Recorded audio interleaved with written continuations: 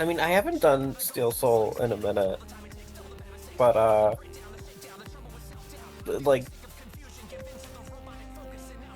as I was playing Hollow Knight recently, it took me a long fucking time to die for the first time. Oh yeah. It was like past Hornet. I think I died for the first time in like the Mantis village. Yeah. The Mantis Mantis enemies are bastards.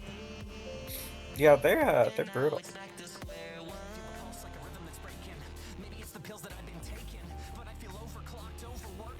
I guess you guys have like a few hold on a second. There we go. Okay. I have a few playthroughs here. One I guess is like full completion, and the others are just like other stuff. Apparently you can just have you can like start like the game with like a full save file and it just immediately transports you to Godhome. Whoa. What the fuck? That must I didn't know that. Yeah, it's called Godseeker. It just like it gives you everything in the game, and then it just you can just do the Godhome content like immediately. Fair enough. Yeah. Yeah, we're gonna play Steel Soul. We're gonna try at least once. If I die once, then we're just gonna restart on normal mode. I feel like that is fair. I'd say so. We die in the game, we die in real life. So true. So true.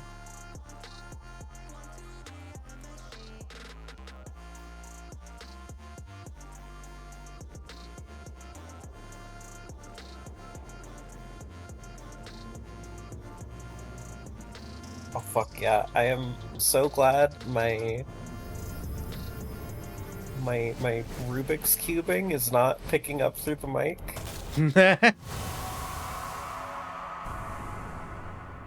Wow.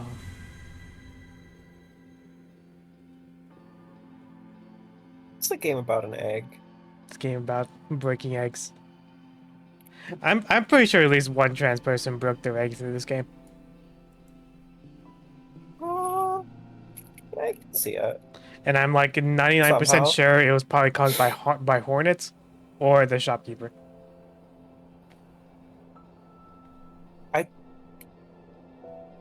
I think that's just being gay. Yeah.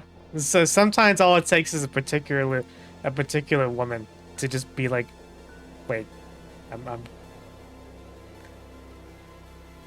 attracted to this, but like I wish I was a girl too, while attracted to this, if that makes sense. Yeah, no, that makes sense.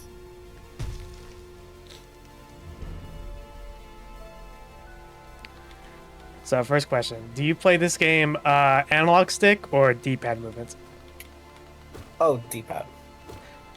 I'm chaotic. I do analog. Damn, I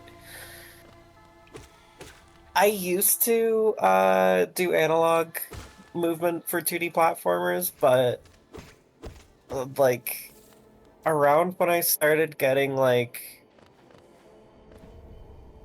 mid-level, I mean like I guess high level at Celeste for a normal person, but like like low level for a speedrunner, I guess, is where I was at. At a certain point, I had to switch to D-pad because analog is just like wildly inaccurate. Like getting false diagonals, particularly in Celeste, is insanely brutal. Yeah, that shit sucks.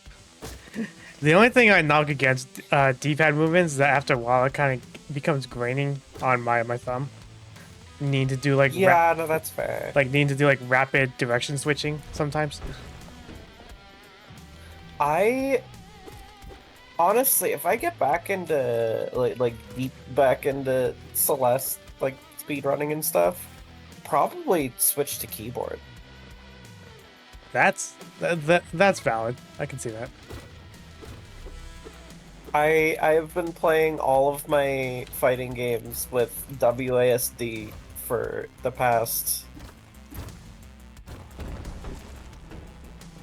I guess like all year pretty much. And it's been a pretty good change.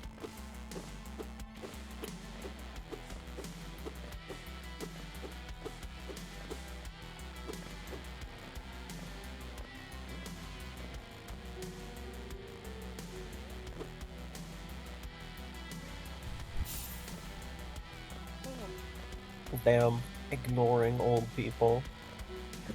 We are like doing kind of a pseudo speed run because we are like on like a hard mode, like a hardcore run. So And so, ah man, I should at least I should do a good Steel Soul run. Cause there's no fucking way that like after not being able to really play Hollow Knight for like a week, there's no way that I am beating that shit in time for Silksong. yeah, true. At least not to like my satisfaction, because like I would want to like 100% finish Hollow Knight, and I don't have fucking time for that, like even slightly. Yeah, I mean like maybe the best you can do is at least get a ending because there is like a lot Yeah. of optional content in the game. You can very easily just get an ending. But like,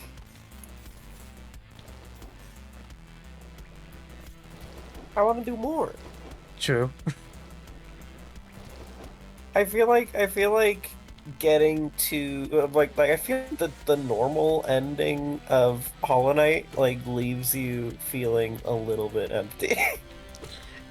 Is the normal ending supposed to be canon or is the like because like the game has like 3 endings, doesn't it? It has a normal ending, Yeah. it has the Radiance ending, and then it has the God Home ending. As far as I can tell, it is unclear. I guess we have to see through Silksong if Silksong is a direct sequel story-wise, or if it takes place in a different timeline, or time and place, I guess. I mean, it seems to be a pretty different like map, but I don't remember anything about like the new setting, which is kind of how I want it. I am happy to go through Silksong with fresh eyes. Yeah, I'm very specifically avoiding any kind of trailer footage and whatnot, because I kind of want to be completely unspoiled by literally anything in that game. Yeah, I saw the new trailer, and that's all I need. Like the release date trailer.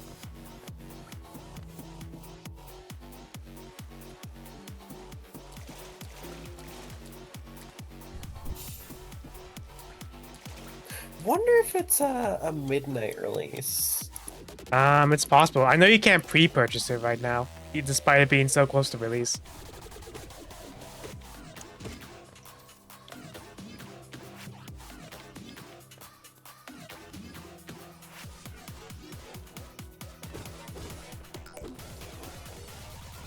So I don't have the pathway memorized for this game, so I'm just kind of going forward until something happens.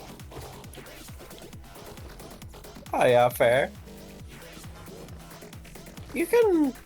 There's like a couple ways to kind of fumble around the first area to get to where you need to get. Yeah. I know like the first mandatory area is like the forest level, I believe.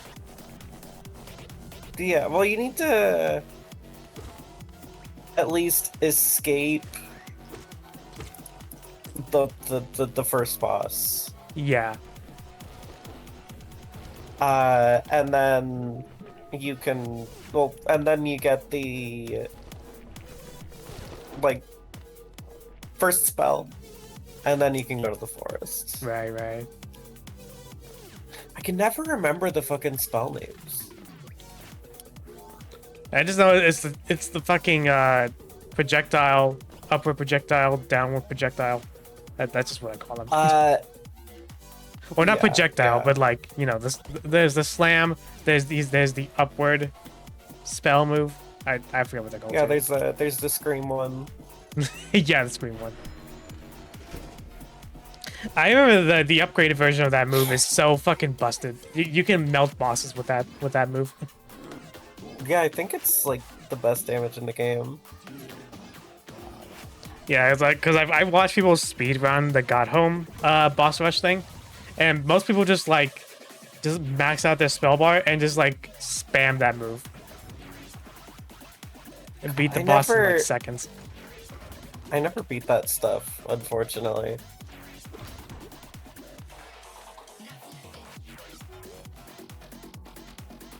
I think I did everything else in the game other than finishing God Home. I'm missing 2 fucking Geo for the quill. God damn it. Oh. I was like, let me just... Being in the town slows your movement. You need to do little hops to get back to normal speed. Yeah, I know that well. I bunny hop constantly, like, out of habit because of that. Yeah, and then you get to the later game and you just dash everywhere because there's no cooldown for the dash. There is a little cooldown for the dash, but I think you can actually shrink the cooldown a tiny bit by jumping before it. Oh, that's pretty interesting. I think I'm not entirely sure, honestly. I know there's a cooldown for the Shadow Cloak. Yeah, the Shadow Cloak is oh, like the dodge version. Yeah, the iframe dash. God, it's that thing is so late in the game. It is kind of insane. Yeah.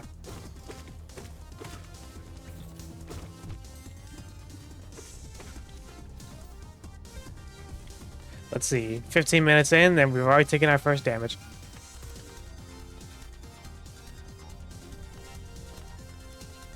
There are a few badges that are integral to my playstyle in this game. I need the long nail, the badge that makes you attack faster, and the one that prevents recoil when you hit things. Yeah, that's a solid set. Yeah, those are substantial for like specifically God Home, but like just like playing this game like any faster. I prefer the oh god, is it like Mantis Pride or something like that? What does that one do again? It's long nail, but more. Oh, I see. That one, like, it probably takes more notches, right? Yeah, it takes one more. Yeah. And I know, like, I would need to get a few upgrades in order to have the full set, because I know you have, you only have a few notches to use, and you need to get some upgrades to be able to use more badges. Yeah.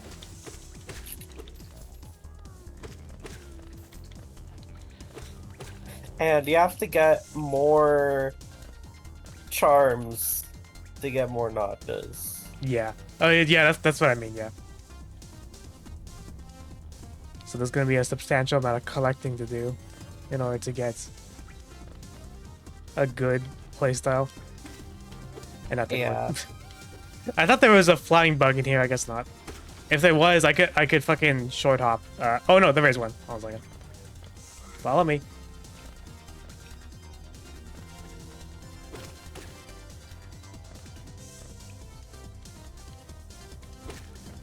I get rid of that.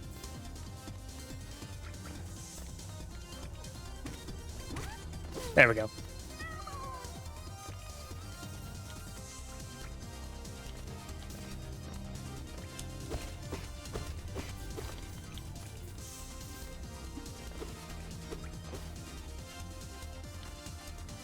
And now we're back here. How do I get to... Oh, it's like down here. 'Cause I'm trying to get to the first boss. It's like the big knight dude. Yeah.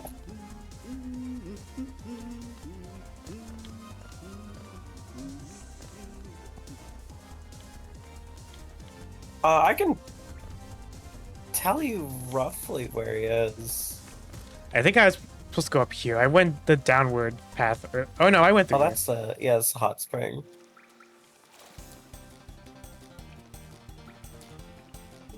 You want to go lower right in this room. Right. Basically, you want to go towards the stag station here. Right. Yeah, I think I was then- closer. I just backtracked to the main hub because I wanted to use the shop. Right.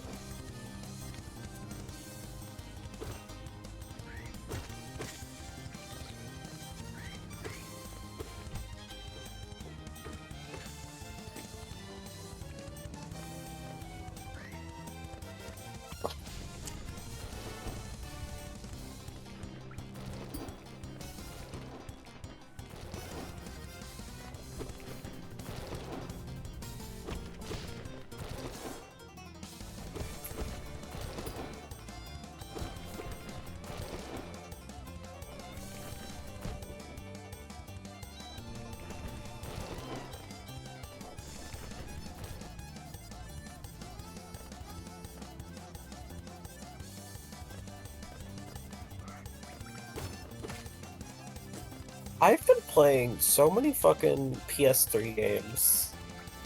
Oh yeah, you gotta tell me about that. How's that been going?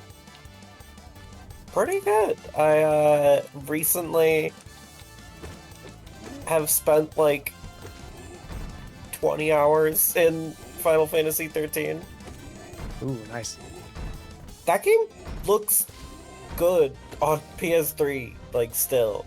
Yeah, it's a very nice looking game for a PS3 title, or 7th gen specifically. Like- It was on 360. I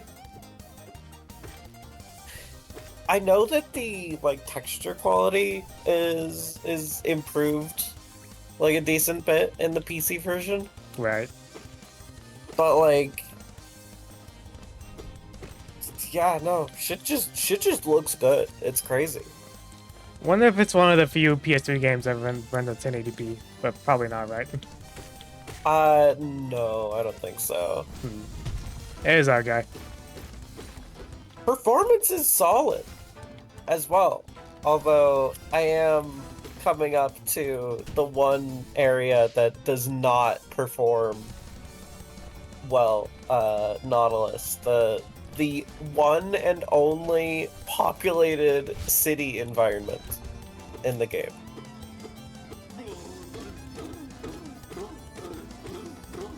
What chapter is that in? It's like, what did I say, 6? So it's like midway through the game. Yeah, it's the place that. Wait, how familiar are you with Final Fantasy 13? How many chapters are there? I think there are 13 of them. Okay. I think I made it to like chapter 10 or 11, I want to say. Oh yeah, that's did you make it to the open world? I didn't make it to the open world. I know that I much. think probably 10.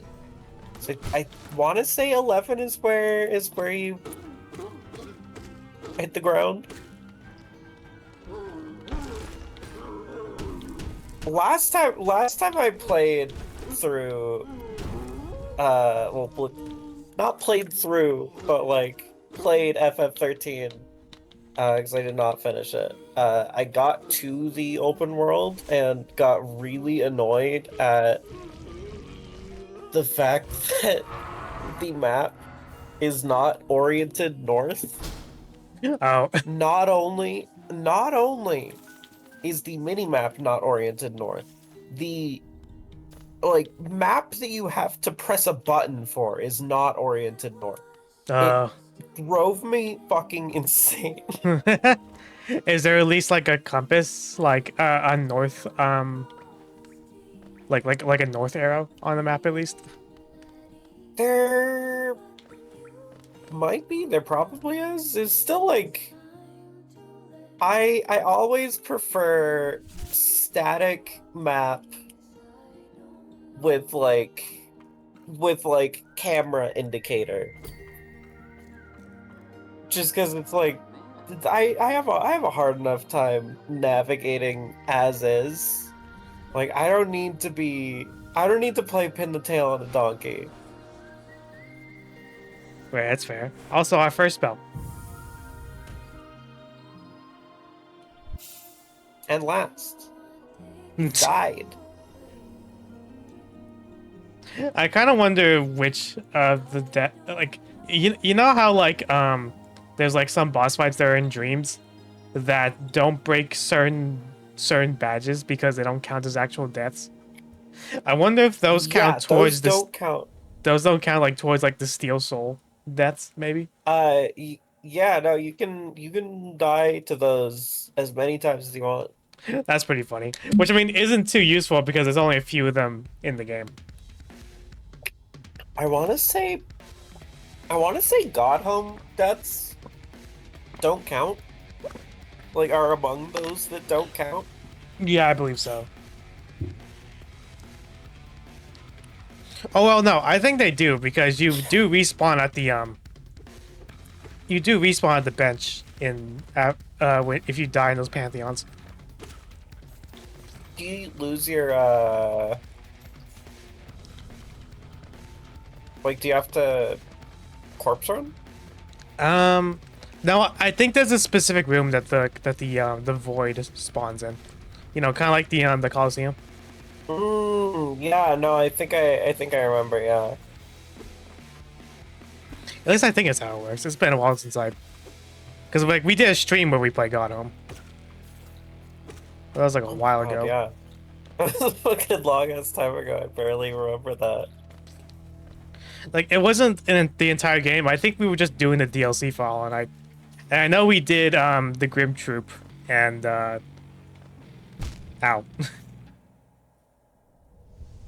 And some other stuff. And I was having a hard time with fucking Nightmare Grim. Yeah, it's a tough fight. Yeah, it is. I have seen many a crash out over it. Despite the like, I think that fight's like insanely fair. Yeah, it's just insanely punishing because every single attack does double damage. Yeah, you just need to like know. I mean, it's like any fight in this game. Like you just need to know which attacks are safe, which aren't, when to heal.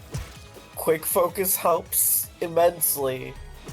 Like that's it.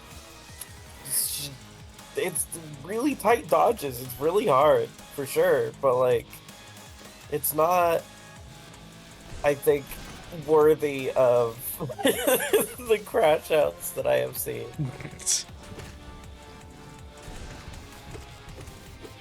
Ow.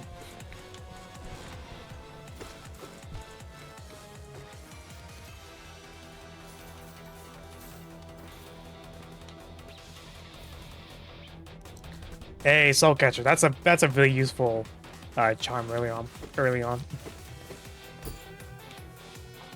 Yeah, Soul Catcher is pretty sick.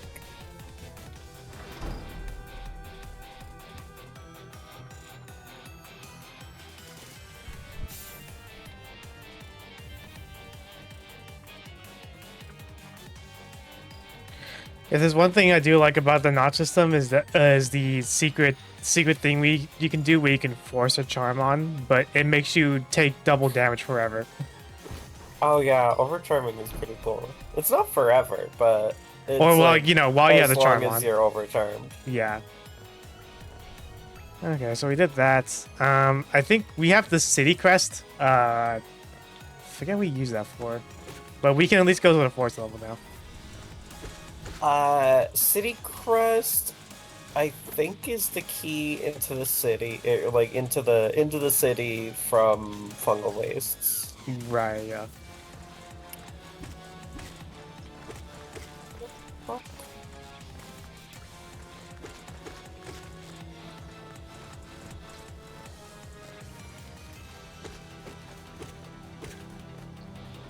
Now we have a good chunk of change, so we're actually gonna go back to the town and get some charms.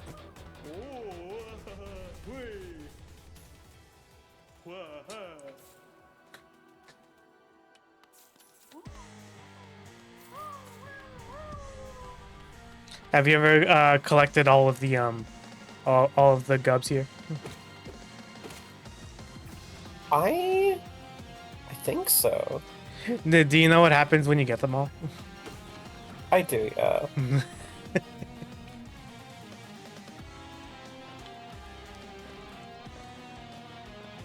Very weird. Very funny. Bapanada. Yes, Spirit Compass is very important. We're also gonna get the other bench pins. And Honestly, stack rate pin. it's-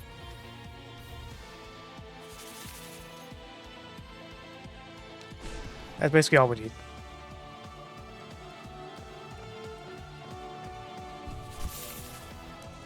I buy every fin every time.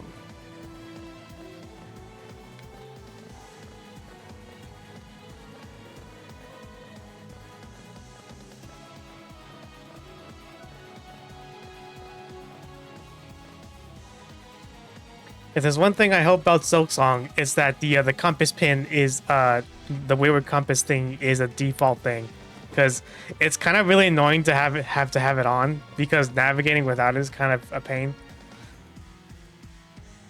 Yeah, I kind of like it, like as a very weird mechanic akin to like the chips in here. Like, I really like how customizable Hollow Knight is as a game. Like, you can, like, your build not just determines like how you like do you attack or use magic more, but like it changes how you play the game. It changes how the game like feels. It's crazy. Yeah.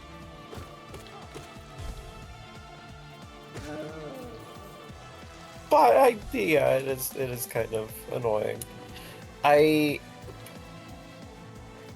feel like I've been able to like mitigate that by just playing the game for a long time and just generally knowing, Ah, having a general idea where things are anyway. yeah, fair.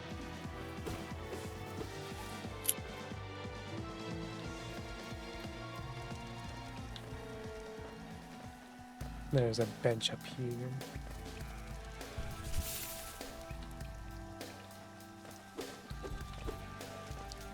I'm glad that benches are basically like totally not worthless in Steel Soul mode, considering you need them to, you know, update the map. That's true.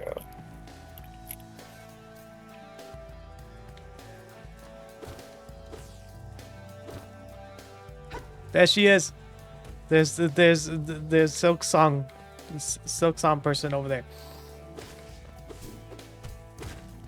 Who started Skong? Started what? People, I keep hearing people call it Skong. Skong, really? Yeah, Silk Song is Skong. Yeah, that's the way of abbreviating it. Yeah, but like just don't know where it came from. It's mysterious. sounds like frightening Twitter thing. lingo. I think it's I think it's 7 years in development lingo. Fair. It That's is like like insane how long Silk Song has been in the works.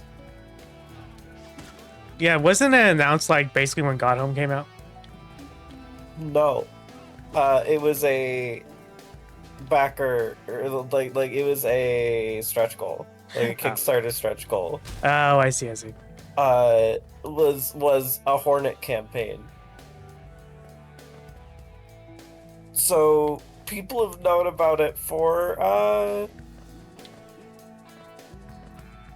mean, since before Hollow Knight came out. Which makes it like they didn't have to make it a sequel. They could have just updated the map a little bit, put Hornet in it. Yeah, it could have been something as But, like this is something as basic as like the different characters you could play as in Shovel Knight. yeah, like although although the Shovel Knight devs also went kind of insane. I think necessarily, and I understand what happened with like why they didn't just put Hornet in the Hollow Knight map, and it's because it would feel like shit. Yeah, because Like Hornet has such a different feeling moveset to the Knights that just plopping her in the Hollow Knight map would not do her moveset justice, to be honest. I think my favorite campaign. No, it's a toss up between Plague Knights and Spectre Knights, but the Plague Knights campaign does genuinely suffer from its levels being exactly the same as Shovel Knights. Yeah, like a different moveset only does so much when it is just the same levels. And sometimes it hinders things. Like, do you really feel that the levels were not designed for the moveset? Yeah, it doesn't quite feel the same when you can just pogo bounce off of everything. Thankfully, I love Plague Knight's moveset, but it's still like Well, I understand why people like it less. yeah. And I think Team Cherry was kind of stuck in the same predicament. Like, how the fuck are they supposed to implement like a grappling hook in these environments and have it like make sense at all? Like, where are they supposed to put items, like brand new items? How are they supposed to make like regulate progression?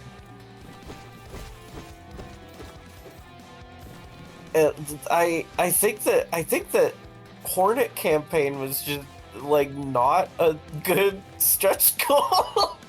Yeah, I guess they just weren't Like- expecting their game to take off like it did. Like, we're talking about the game that came out costing $15. Yeah. That enemy, by the way, is a bitch to get journal entries for, unless you, at least until you unlock the dash. You need to know to like fucking hit the bush off it and then immediately use a spell. But if you don't have a spell, then you can't kill it. Yeah, you can. You just walk up to it and hit it. Yeah, but you kind of need to do it repeatedly. I think you only get one hit off before it burrows away. Yeah, if you have the dash, you can hit it once and then dash to it and like stun lock it basically. Yeah. I can't get that They yet. can be really annoying with the dash though because You could I always end up getting into the completely like wildly incorrect rhythm of hit them like out of the bush and then dash and then I fucking face plant into the enemy. Yeah, fucking.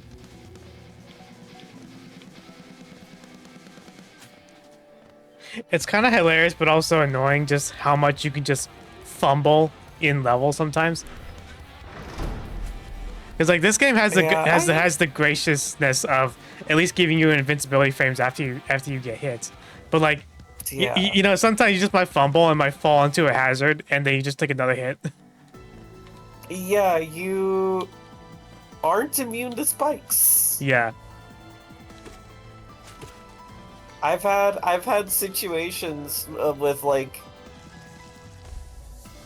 one mask hit enemies where I will take like 3 damage in the over the course of like 2 seconds. Because like hit by an enemy weird into spikes. Like respawn point was weird. Get hit again. Yeah, God.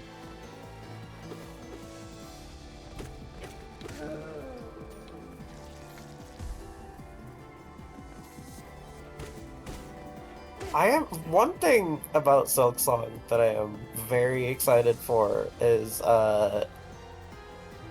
movement looks really fun.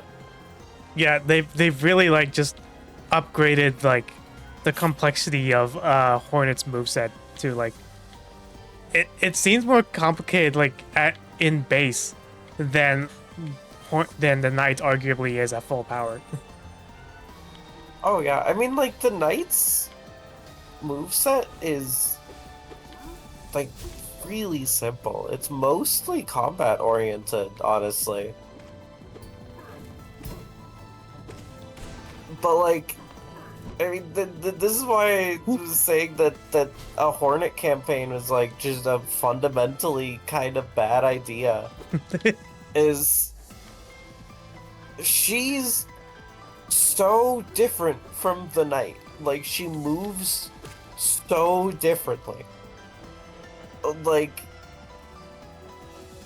everything about her like needs a different environment For to real. like play nice in. Yeah.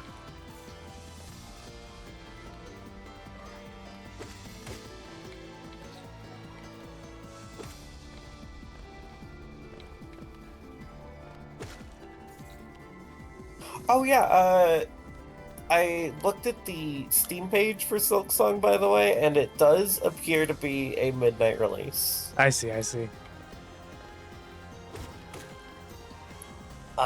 So 2 days. Silksong in 2 days. Silksong in 2 days, everyone. Okay, they're fucking. People are putting great soundtrack. Like there are several user-defined tags for Silksong before it's come out, and great soundtrack is one of them. I just think that it's a little bit like we haven't we've heard like 2 songs. Fuck. The rest could be ass. The rest could be like Yoshi's New Island.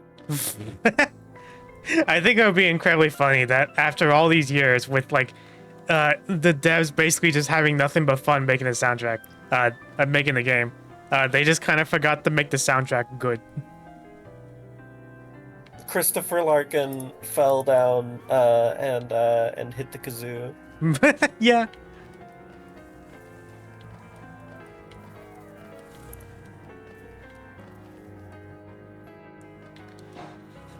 Which, by the way, Wait, that kind of what the reminds fuck? that kind of reminds me. I don't know why. I kind of want to do a thing where like I just like play instruments sometimes on stream. So I got like one of those stylophones. You know what that is? I forget.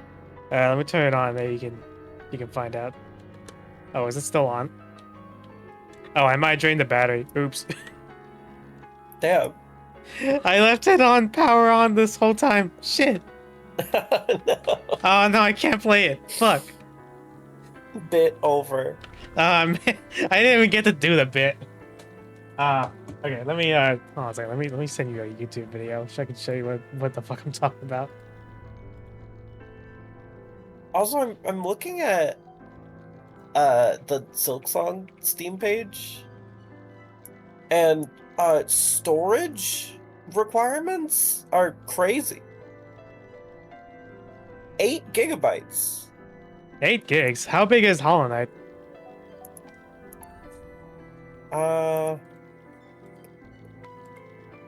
It might also be tiny.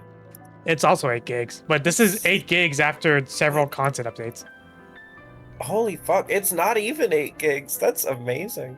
It's about, but I mean, like, Silksong might be the same size, if we're being honest. And whenever they put a file size thing on Steam, like on the Steam page, it's usually a little inaccurate. It's more of like a recommended size. Yeah.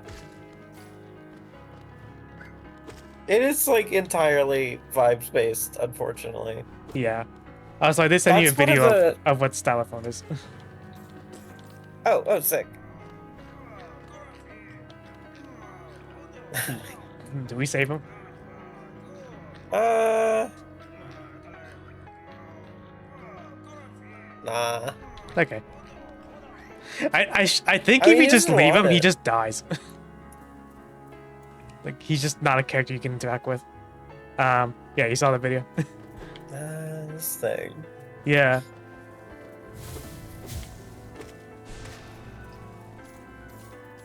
Yeah, that's currently what I have on my Yeah, desk right now. I was gonna play it sometimes as a bit on streams. I mean, hey, the bit could still happen. It's just it's foreshadowed now. Yeah. It's it's like a post credits teaser. It's a looming threat. Yeah.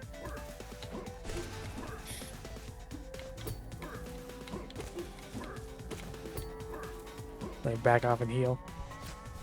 I play so aggressively against these guys.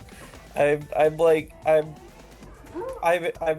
hitting these guys with the fucking whack ass Hollow Knight mix ups. Fucking And, mad combo. Getting hit for it.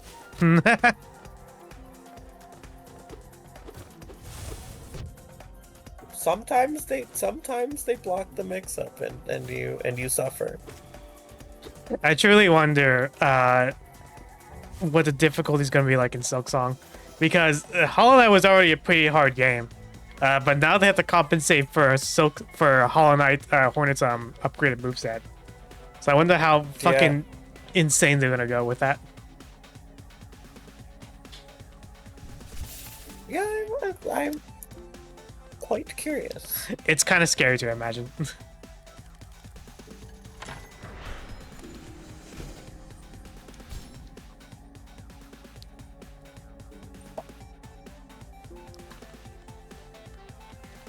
Where are we? Okay. I think the Hornet fight is up ahead, by the way. I think Hornet is when we get the dash ability. Yeah.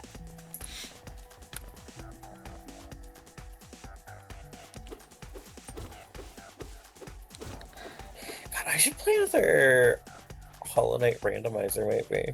That would be fun. I was thinking about playing this game with a mod, but I couldn't find anything substantial to play on stream with. Damn.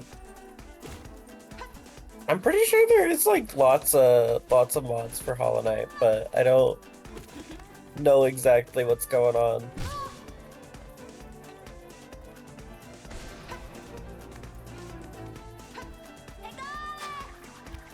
I know any tricks.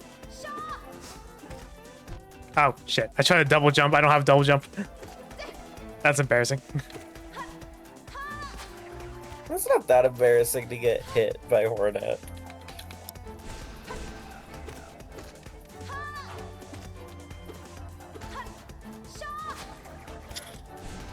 Oh, I It is missed. kind of crazy, like, coming back to Hornet 1 Oops. on a fresh playthrough, or like not on well, I guess on a fresh playthrough, like Shit. after having finished the game. Cause There we go. Got it. I almost died. I remember Hornet feeling like nearly insurmountable for me when I Yeah. first played this game. She has so many like tricks and feints. It makes the fight so much fun. And now I can bust out a Hornet fight no problem.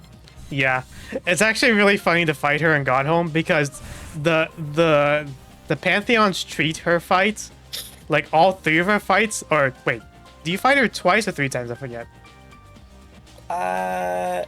Twice. Yeah, it treats both of her fights as separate fights, but that's kind of unfair because the first fight is so easy when you have your full moveset.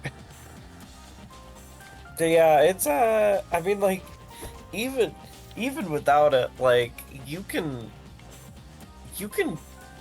beat Hornet like fast, like insanely fast.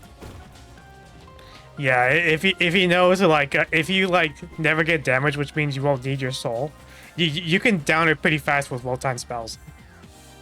Yeah, it gets crazy.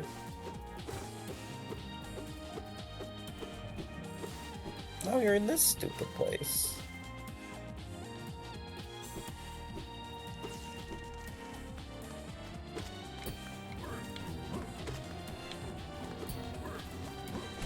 I say it's stupid because I just don't like this guy.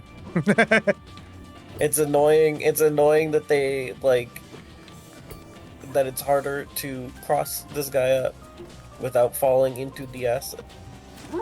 Or him you falling fucked into it. the acid. Unfortunately, if he falls into the acid, he kind of drops all the geo you could have collected. Yeah.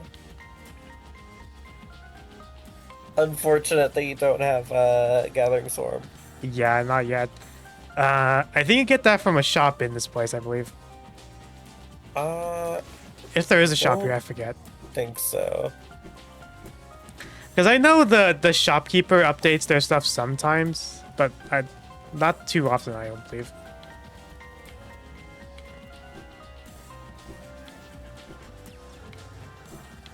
I think you might get Gathering Swarm from Sly.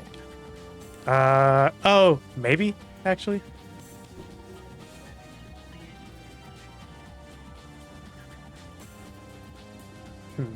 But I'm not 100% sure, which is really funny because I got it recently, like a little over a week ago.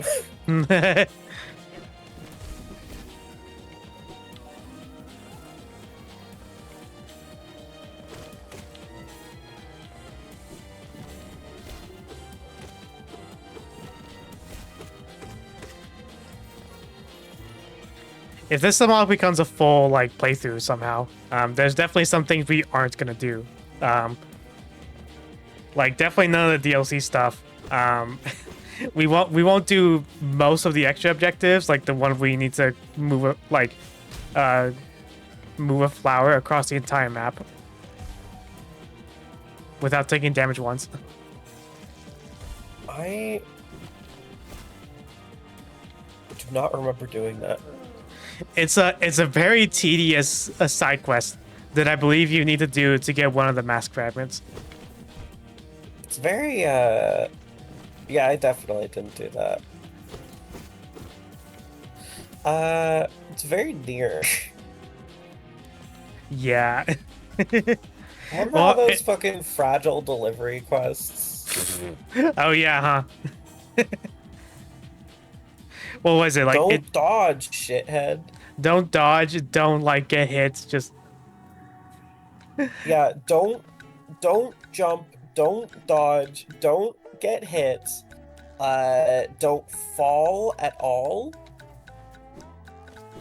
And you know, over the course of the game, the distances start getting longer and more horrible. it's admittedly a lot easier in Replicant because you have a sprint. You have a like a sprint thing.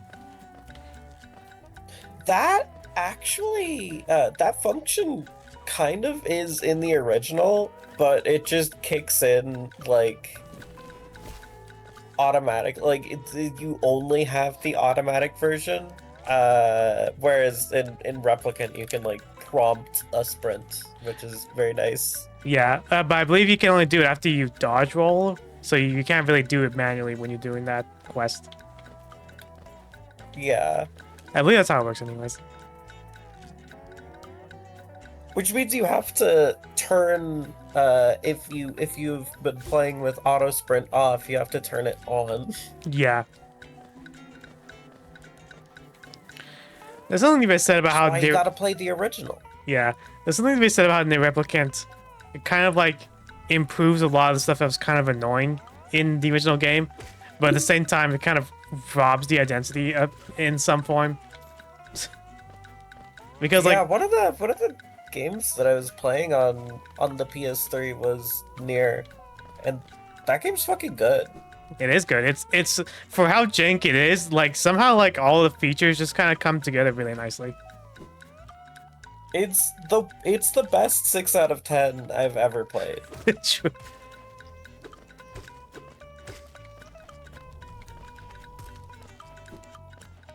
Like the combat I should be saying that the combat is bad, but it's actually fucking awesome. It's pretty functional, and the game does have a good base around your pretty like jank combat feel. Like the game never like really asks too much from you, other than just like like hit your target, I guess. But like the combat encounters and the enemy boss, like the boss design, is like never that complicated to warrant a. I might die here.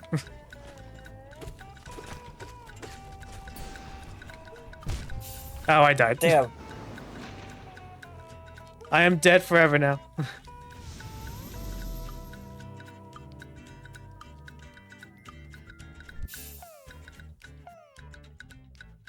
Let's see, only an hour in, and we've already lost our save file. Oops. Damn. Defeated. Alright, now we will do a normal round. That's fine. We can get back there pretty fast. Anyways, but like, yeah, like the enemy design and the boss design is never really that complicated that you need to be like super quick and agile to, like, counter them. Like Right. it's basically it's never unfair, basically. It also like it helps that you can just hit most projectiles. Yeah, there is like a very like feasible like I guess you can call it like bullet hell in an action combat game. Which I think I Yeah, think Nier Automata would do a lot better because it's a lot more smoother to play. But like right. and like there's a lot Oh, it more still feels pretty good in here. yeah, and there's a lot more of a deliberate bullet hell gameplay in Automata versus in Nier, where like in there sometimes you face like a bullet barrage, but like it's pretty easy to avoid. It doesn't happen very often. In Nier Automata, They do get pretty crazy in near. does it? Maybe more in the end game. I've been playing Replicants, but I haven't gotten that near to end game, so it probably does kick up a bit. It's been a while, but like I it, feel like replicants gotta make it way easier because you can like move around a lot. Like little twink near is so much more spry. little Twink Near can like sprint, dodge roll faster, double jump. You have light and heavy attacks. You got fucking like I think I got like a counter system. Though admittedly it's been a while since I played original Nier, so I don't know how many of that stuff was in the original game. I would need to replay it. I it definitely has a I have discovered parry timing in original Nier, but I don't know what you can do with it. Um, Like I have like blocked with perfect timing and have gotten like a yellow spark instead of a white spark. But I have yet to see what that actually does. maybe you need to like I need to attack. play more of that. Maybe you need to like attack immediately after doing it or something. I've tried doing that and nothing.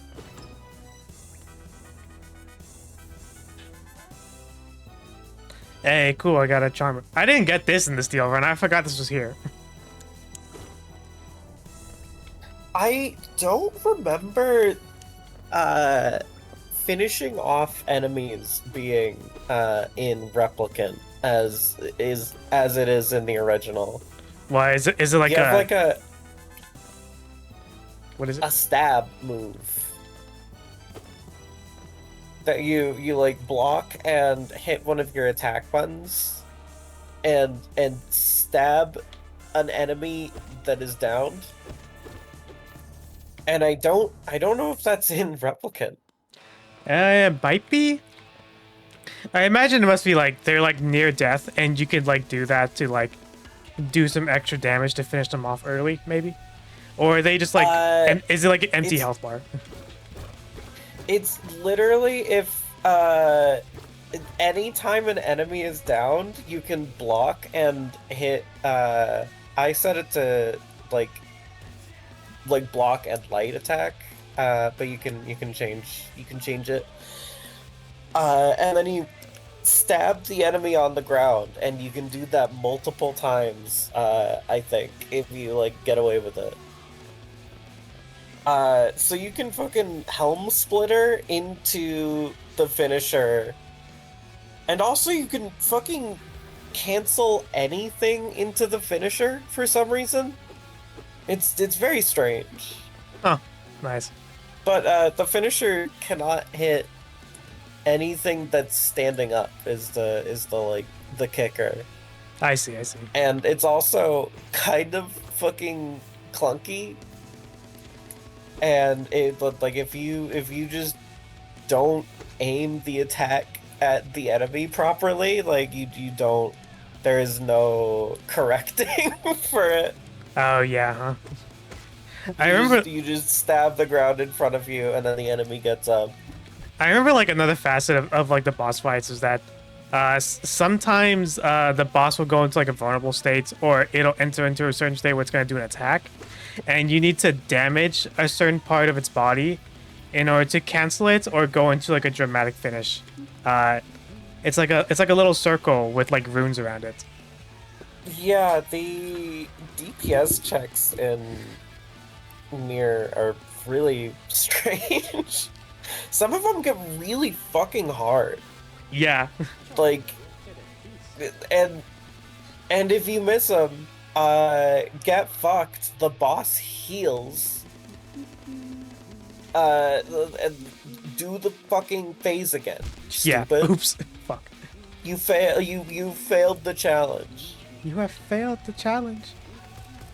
I still have not actually watched the end of that. I have. It's fucking crazy. I've heard it's good. I just never got to it. I am still like. Has there been any update about the Half-Life 2 streams, by the way? Uh Soon-ish, I think. Because like It's in the works. I know it was announced for this year, but like I don't remember like if you specify like which part of the year it would be streamed. I I don't think there's been much specification. Oh, well I know like I don't know if they did already, but like I know Wayne is like currently collabing with Snapcube with for that Kingdom Hearts fandom. Yeah, Like which I am very intrigued by, because like I wonder if like the Snap Cube, like,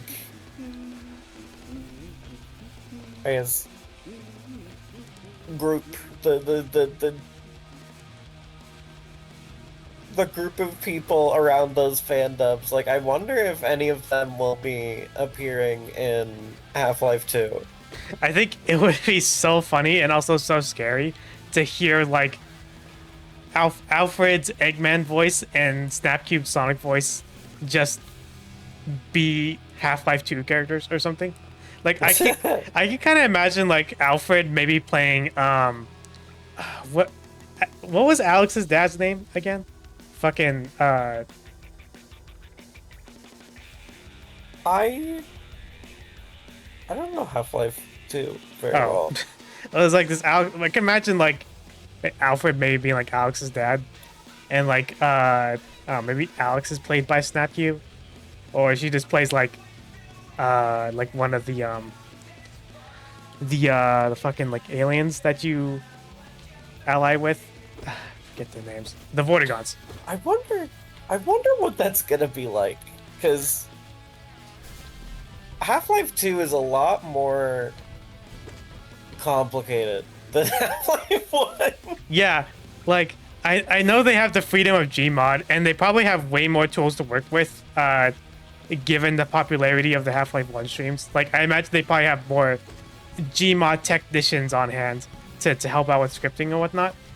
But like on the other hand, I wonder how much flexibility they're even gonna be given with Half-Life 2 as a baseline. Yeah. I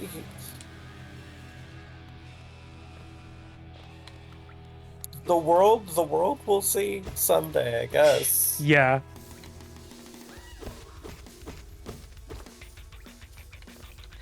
If there's one thing that's truly fascinating about the Kingdom Hearts fandom, by the way, it's that fucking Holly is playing Sora the entire game, I think, right? Yes. We got Holly as Sora, Wayne is Donald. I believe so. It's the Snack Cube is Penny's Goofy, I believe. Yes. What else was there? Gur is I think Gur is fucking Pinocchio. No, not Pinocchio. Jiminy Cricket, I think. I don't remember a lot of a lot of the castings other than like the main The- squad. The main three, the fun squad. the fun There's game. so many fucking characters in Kingdom Hearts. Yeah, It's kind of like I completely understand why this has taken such a such a long time. and Like, it's a big undertaking. yeah, and I could probably understand if Snapcube probably only wants to do the first game afterwards, because Kingdom Hearts 2 or even like Chain of Memories had so many more fucking characters on hand. I Yeah, I think that like she might be interested in it as like because it would be fun and Kingdom Hearts 2 is good, but like it's a big undertaking and I completely like it would make more sense to do some smaller ones first. Yeah, Cause the Shadow Dub was in 2022. that's yeah, fucking that was the last fan dub, right? Subspace dubbed over was April Fool's 2023. And But one would yeah, argue that that was the probably doesn't last count. serious fan dub. Yeah, fucking the Smash Brothers fan dub is like, I mean, it still technically counts as a fan dub, but like kind of barely because they weren't really building a narrative. They're just kind of saying whatever. Yeah, they that video is fucking exhausting to watch It's like in a very fun way, but like, oh my god. it was so chaotic that they just decided to voice over every cutscene and also every alternate version of every cutscene because of how that game story is structured. I mean, you know why it's like that, right? Well, yeah, because in game, you can like there are like some scenarios where like you can pick different characters to play as, and that determines like what character survives like a certain scenario versus another. Like in the first fight, you can choose between either saving Princess Zelda or Peach, and whichever one you save, that will be the character that shows up in the story, and the other one will basically be out of Right. commission for the rest of the game. Yeah, I know all that. I meant like why the subspace dub is an April Fool's joke. It's because it's been so like so heavily like requested. Yeah, it like it was the most heavily requested dub like period, despite being like logistically fucking nonsense. Yeah. Because it's a fucking game where the characters don't talk. Yeah.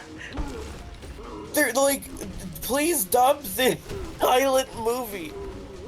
What are we like? It's fucking. It's just characters showing up and doing things, and then leaving, and that happening for like an hour. Yeah. Like it's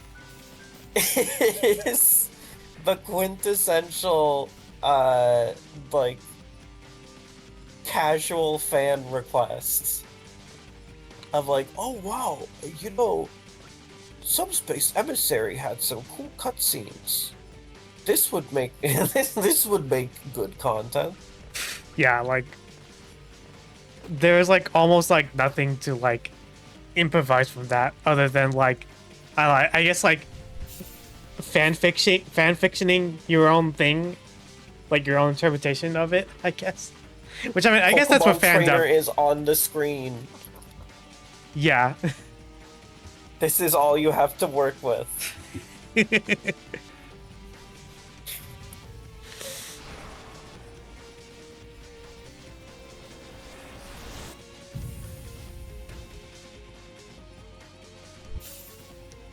man, experiencing some deja vu. We already did this. Now we gotta do it again.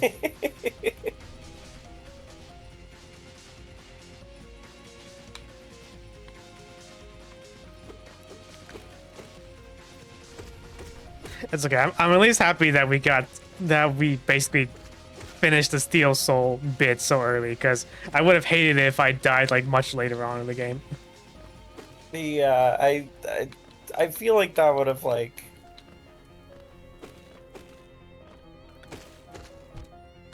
I don't know. I think that may have ended the stream if we died like 2.5 hours in. Yeah, fucking dying against like Nosk or some shit. Oh, fucking God. I truly hope that that Silk Song can survive its entirety without having a single shitty boss. Because as many cool bosses there are in Hollow Knight, there are some real fucking bad ones. Flukemarm is so bad. It's like unbelievable. And like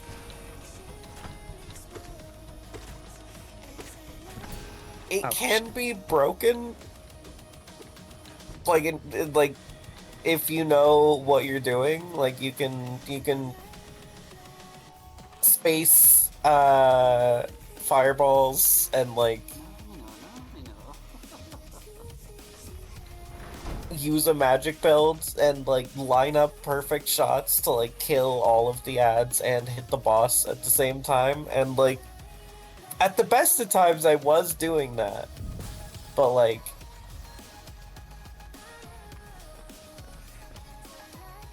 yeah, it that fucking fight sucks. It's awful.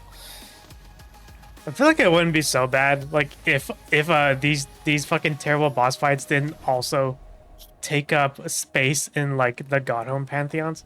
Like it's Yeah. so weird that like you have to fight shit like Nosk and Flukeworm as as substantial bosses as like the Nightmare Grim or the Radiance.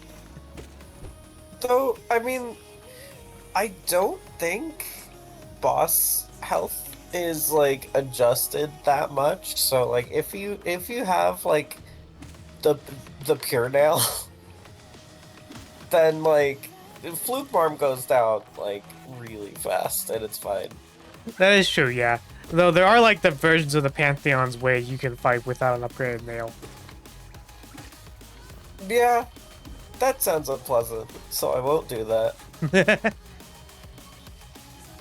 And they don't have it in the pantheons, but there's also the individual boss fights you can practice against. One modifier is one where you die in one hit.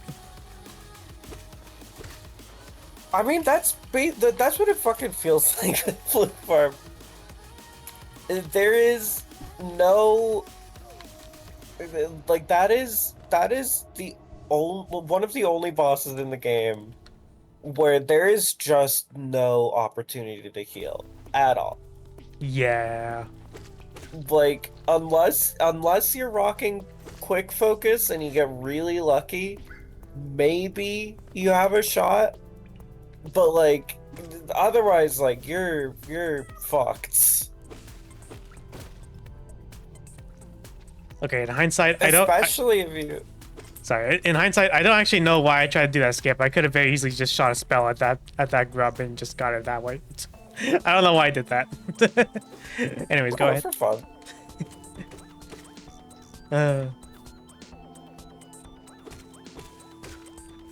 I don't remember what I was saying. You were talking about Flukeworm, I believe. Oh, no, I don't. I don't remember. So, in conclusion, Flukeworm stinky. Yeah, it's true. I think my other least favorite boss is like the jellyfish one in the fucking the spore area. Yeah, that one is a little bit annoying. Haha, you died already. Mine.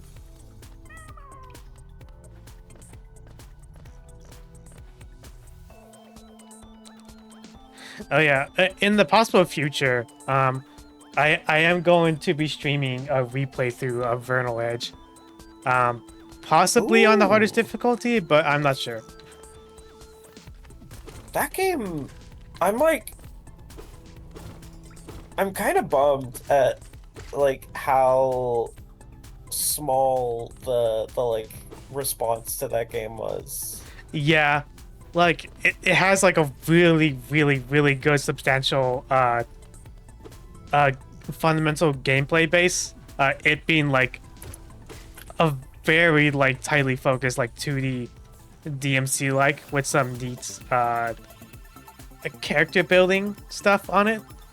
But like yeah, it just kind of just went on the wayside for Bafanada. in mainstream eye. There's a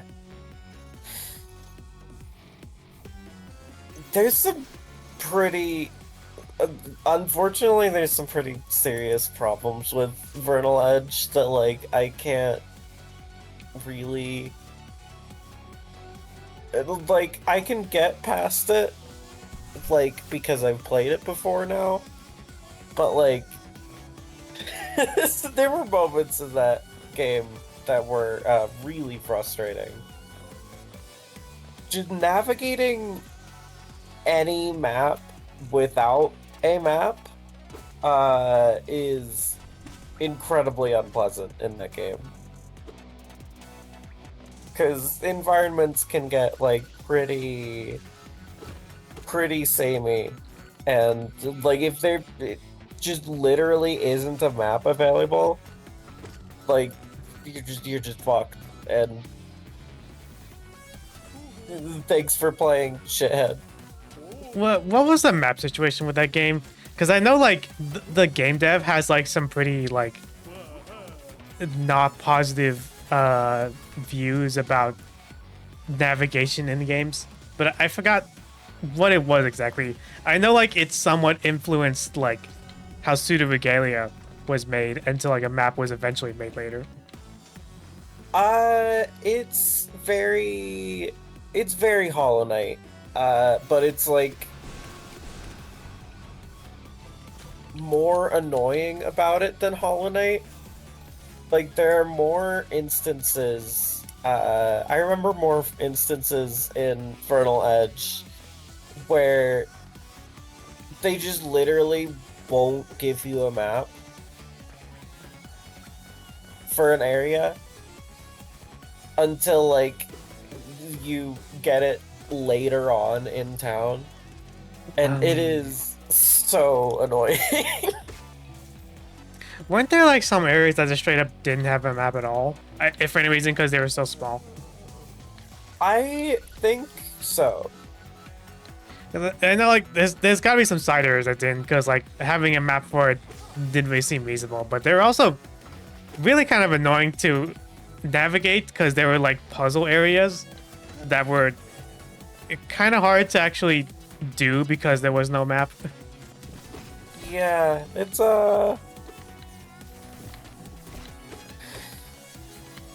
unfortunate because like I want to fully recommend that game, but like I can only recommend it to like action the people in the small, well, relatively small niche of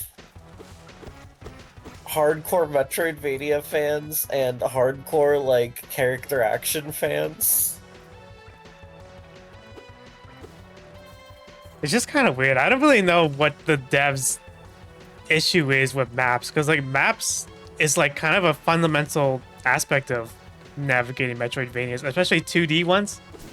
That I don't know. It's felt kind of weird how negative they are about maps in general. Yeah, I don't know what's up with that. I guess I get it. Because, like, a lot of games do become, like, a follow the compass marker simulator. like, and that can, in a genre that is built off of like genuine exploration, that is kind of a bummer to lose. Yeah, especially it's like that. I think that they want you to like make your own maps. Or like just build like a mental map in your head. Yeah, but like in complicated areas, like just make like a rough map, Yeah. like you would in like the original Metroid, which I think is cool. Someday I might do that. Ah, I do not have the space or patience to like in my gaming setup include map like map making space, yeah. Honestly. Oh, which is a shame, honestly, because Etrian Odyssey is sick because it's the only game that I can think of that lets you make your own map. Like it does. It's the only dungeon crawler that has all of those tools in the game and doesn't just do it for you. Because otherwise, you just have to like you're playing like wizardry. You have to get out the graph paper. And then in most dungeon crawlers, it just it just marks everything for you, and you don't have to give a shit. You just play the map. yeah.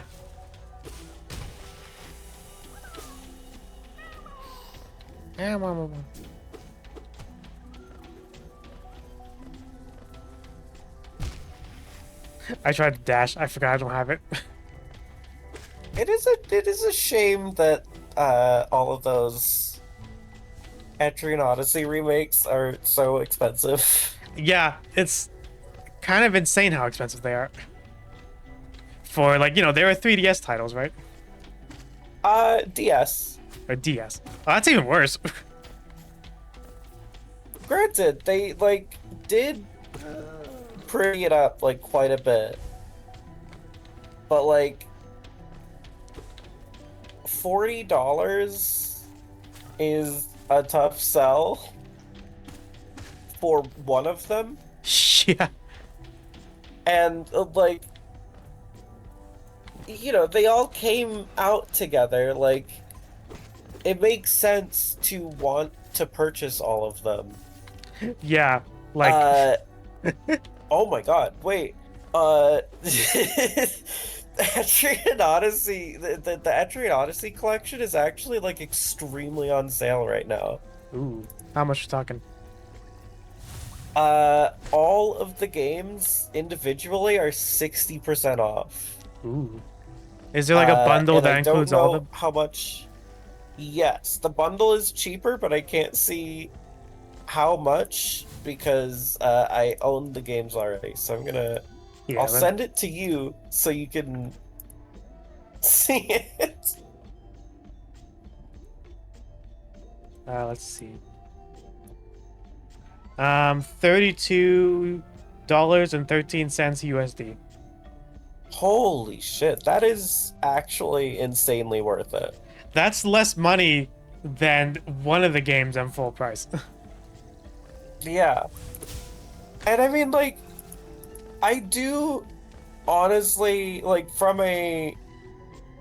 they're big fucking games. Like, they may be dungeon crawlers, but they are full ass fucking dungeon crawlers. They like each they can reach like 3-digit play times, I think. Like if you get really serious. Speaking of dungeon crawlers, isn't Racketeer supposed to be getting an HD remaster soon? I don't know. I feel like they announced that recently, but I could be wrong.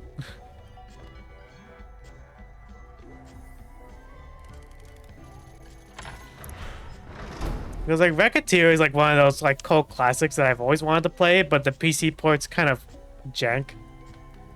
In the sense that I don't think it supports modern resolutions, for example. Oh. Wow, yeah, it is receiving an HD remaster. I wonder how much they're like planning on touching up the controls, like the dungeon crawling controls. Is it like kind of weird, Racketeer? Oops. Yeah, it's. I mean, it's just a little bit janky. Like it's completely playable, but like the dungeon crawling gameplay is clearly not the priority. Right. The priority is in-depth like shop management. So it just feels like a little bit muddy, a little bit off.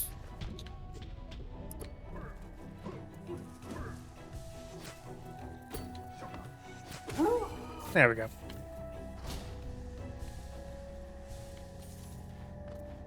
I hope that at the very least the HD remaster doesn't cost too much. Yeah. Because Racketeer is pretty famously a cheap game on Steam. It's like $10, I think, at base price.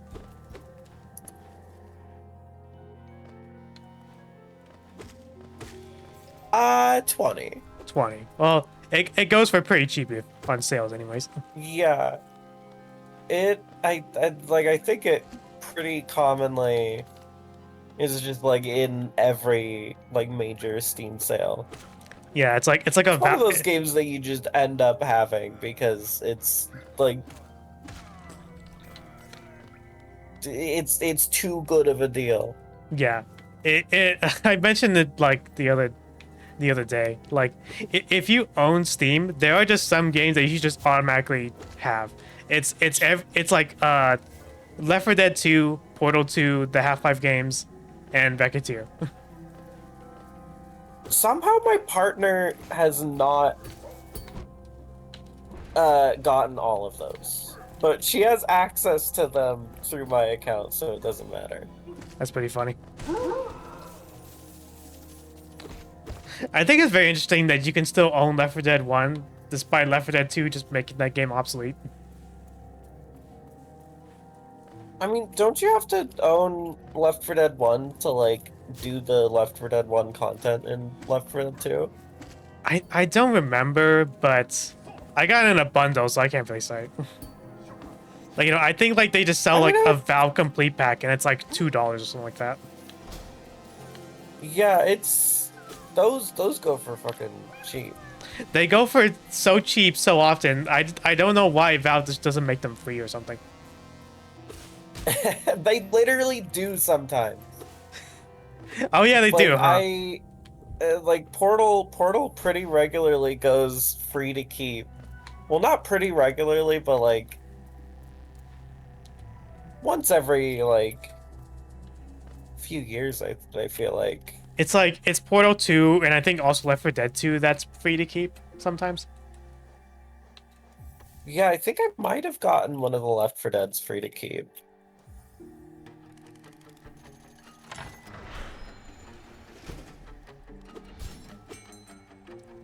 And maybe same with Portal. It might be like, yeah, I think like it's one or the other Portal games that gets free to keep. Because like as influential and recognizable the first Portal game is, I feel like more people know Portal 2 more by comparison. It's pretty short. It's like surprisingly short. And they're both pretty short. I think they're like under 2-hour games. Portal 2 is pretty long. Is it? Like, I feel like the bait, like, if we're talking about with the co-op campaign, then yeah, it is like a little bit longer than the first game. No, it's like the single player is like way longer. Huh. Yeah, main story for Portal 2 is 8.5 hours Yeah. on how long to beat. It's like yeah, it there's a lot in Portal 2. I really don't remember that, huh? Maybe we ought to replay that and find out. It's kind of interesting.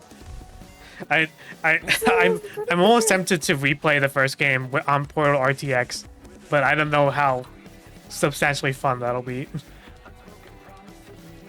I mean, Portal 1 is really good still. Like I have gone back to just casually play Portal 1 again like a few times and it's like pretty good.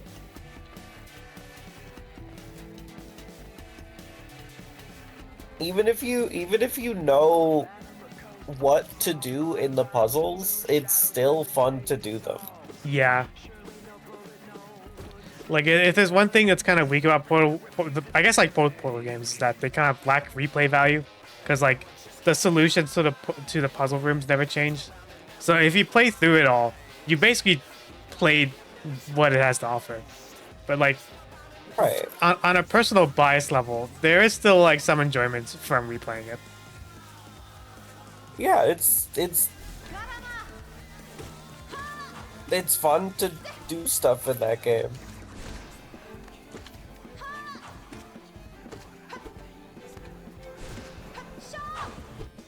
Oh.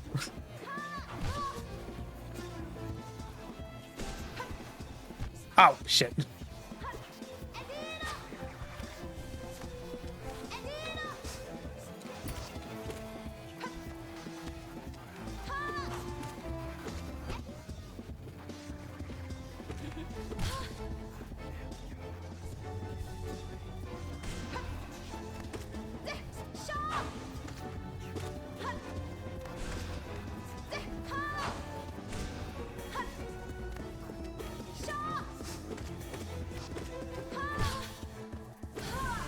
Haha. Get owned.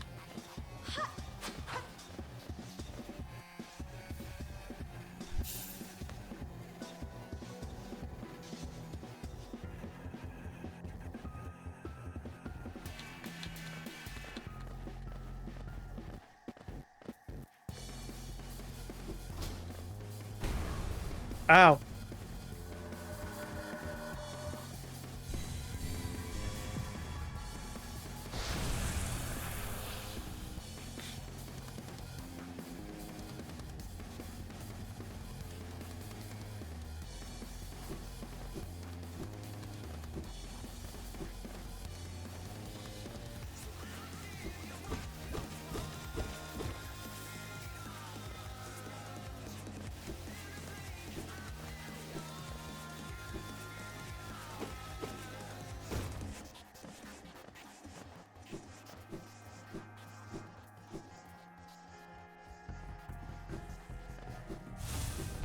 Ow. Damn.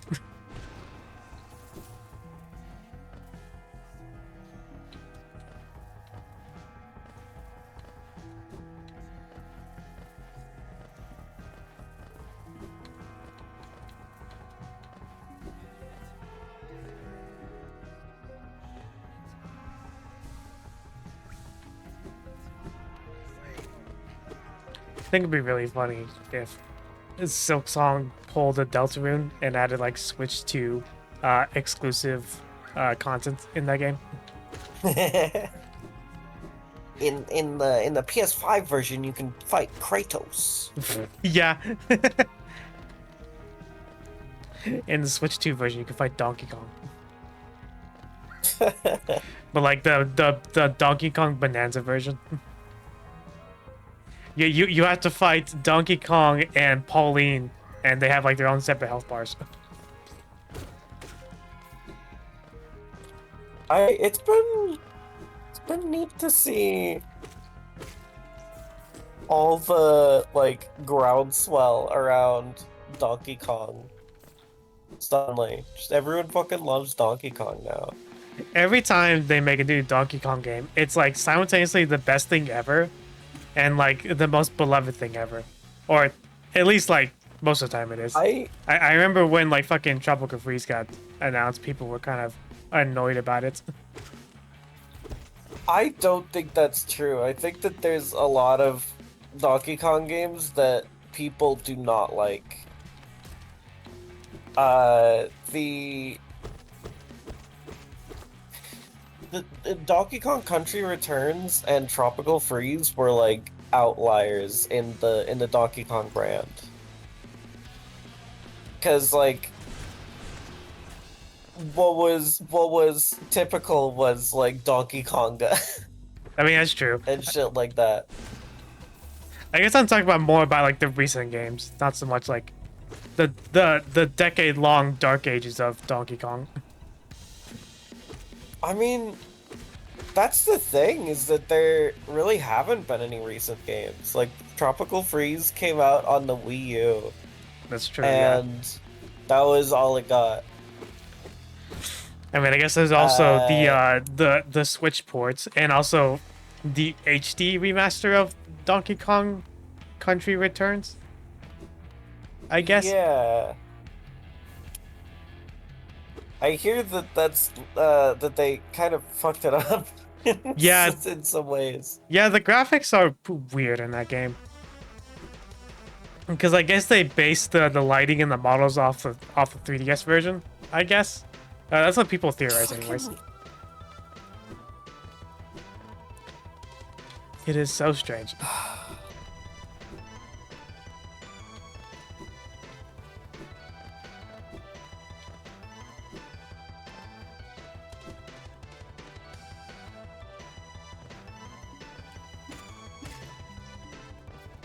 I mean, I guess like on the bright side, you can at least play a version of Donkey Kong Country Returns without the motion controls.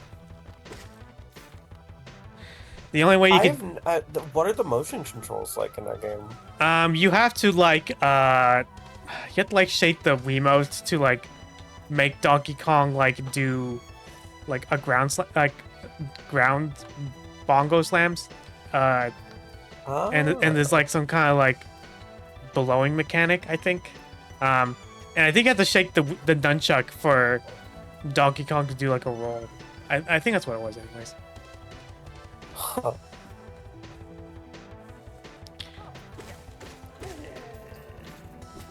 I have thought about playing like returns and stuff like that. Particularly like I've heard really good things about Tropical Freeze and I've been interested in it. But I want to play through like the original Donkey Kong Country, and then Donkey Kong Country 2, and then Donkey Kong Country 3, and then Donkey Kong Country 64. I don't know if you want to do that. You know, aside from like the issues with completionism, that game just kind of like really boring and awful to play. Yeah, I think I would need to start like softer with like a Banjo-Kazooie. Yeah. Because I have not. I've never beaten Banjo-Kazooie. I never even close. I've like dabbled.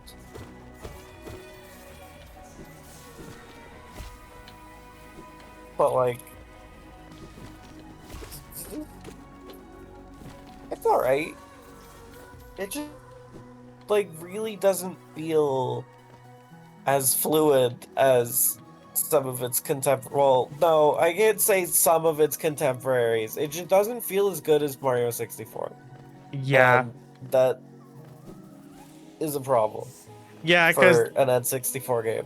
Yeah, because the thing about like the rare platformers is that they weren't so much about the prowess of what you can do as a platformer. It was more about just like exploring a realized world through the context of a platformer. And like the actual platform mechanics, like while they are there and they are substantial, they're more secondary to just like the collectathon aspect of the game. Yeah, yeah. And people who are more well informed may disagree, but like I think that is the case. Yeah.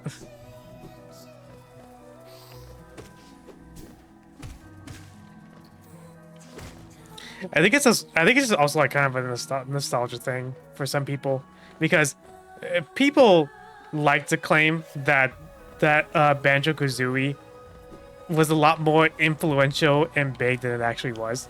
Because like compared to like Mario 64, and even like arguably some of the other rare titles, I don't think Banjo Kazooie hit big numbers like people claim it does. Like I don't know. it's a really like well-known game now, but like back then when it came out, I think it was more of just like a game you would hear about by name or just something you would play as a kid, but like it wasn't like this like groundbreaking phenomenon that like shook the gaming landscape or whatever the fuck. like Mario 64. I think that might be incorrect. I mean, like compared Banjo-Kazooie is one of the best-selling N64 games. It sold over 3 million copies. I guess in terms of sales, it was pretty... And won like several like Game of the Year awards. Huh.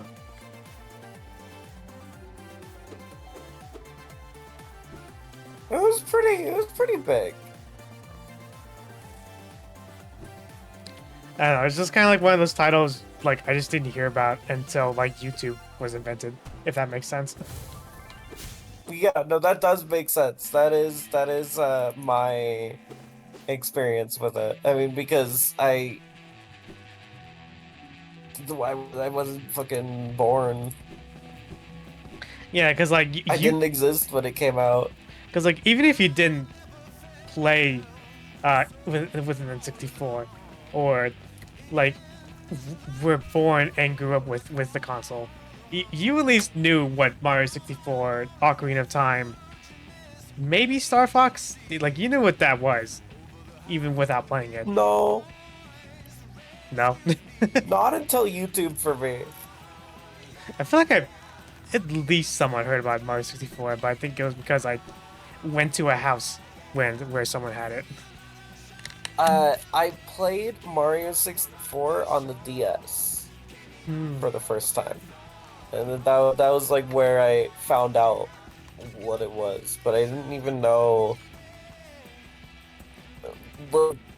basically anything about the original game. It was funny you mentioned that. The first time I played Ocarina of Time was the 3DS version back in 2011.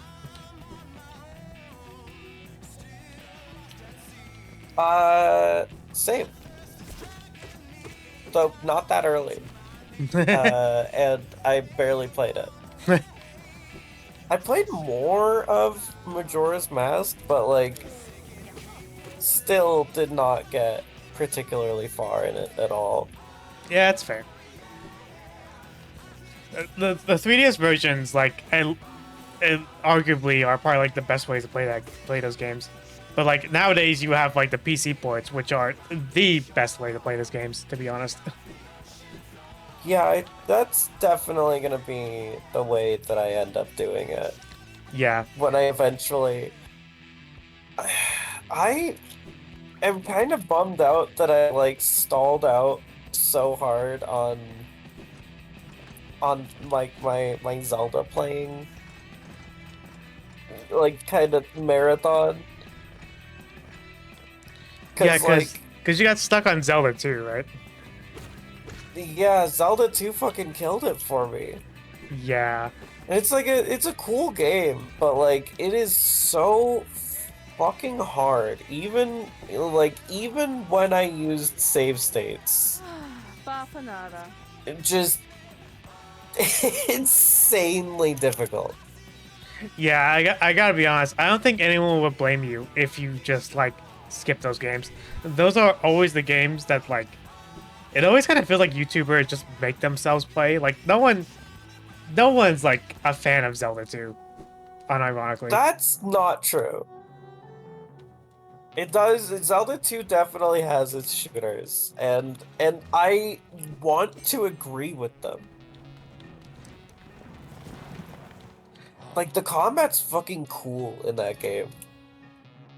But like holy shit, it's so hard. Zelda It's so unbelievably obnoxiously hard. Zelda 2 is basically the Dark Souls 2 for the Zelda franchise. I mean it's proto Dark Souls. Yeah. And it's a fighting game. You have to fucking block high-low mix-ups. It's insane. Like I felt like I genuinely had like an advantage coming into it with like fighting game experience. But even then, like it's still so fucking hard. Yeah. And you know what? It does kind of suck that the only other game to attempt that gameplay was the Zelda CDI games. Yeah. Which, by the way, have you heard about like that indie game that tries to replicate that feel? It's not an indie game that tries to replicate it. It's made by the people who made the CDI Zelda games. Oh, like, is it's it? made by that studio. Oh, I didn't know that. The RZ game? Yeah, Arzat. Yeah, I didn't I know want to that. play that at some point. But like, I feel like I gotta earn it, you know? I gotta play the original CDI games to like really I really mean, get the whole experience. I feel like no one would blame you if you just like say watched a playthrough or something, because so much of this Zelda CDI games is kind of just really not good to the point that it's kind of frustrating to play. Yeah, it's pretty bad. It's pretty fucking awful. The remakes I hear improve things slightly though, at least. The remakes. Yeah, the fan made someone remade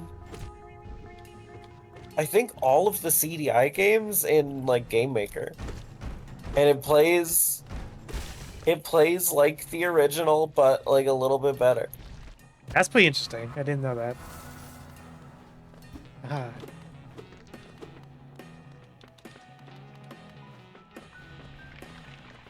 Yeah, maybe I just pop open Link to the Past. Just have a good time. You definitely should. You should be funny about it, though. You should play the Game Boy Advance version. I have never been able to get it to work. Really? How come? Like like in I don't know, I mean I haven't like tried hard. Like I have downloaded A Link to the Past for GBA ROM. I mean I bought it on at Goodwill. It didn't work in the emulator. And so I was like, okay, I'll play something else. That's weird. It must be one of the few games that isn't compatible with MGBA. Yeah, or like maybe the dump was just fucked up. I don't know. It's possible, yeah. The dump that I did, of course. I mean, of course. Harley simply fucked up the dump. You should try again. Yeah. Do it better. But unfortunately my dog ate it, so I can't do that. Oh no, I hope your dog's okay. It The got GBA, stronger. the GBA cartridges are probably poisonous to tops. No, it just makes them stronger. Oh no, oh no. What happened? I fucked up my Rubik's Cube solve, Oh no. which is not catastrophic, because I could just do it again. Where am I even going at this point? Where do you go after the green crossroads? I genuinely forgot. Sorry? After like the forest area, I forget where you're supposed to go. What do you have at the moment? The dash. Oh god. I think you can you can go into Fog Canyon from Green Path. Okay, then I need to backtrack then. Or no, I can And just go to the then- town and just take the stag station.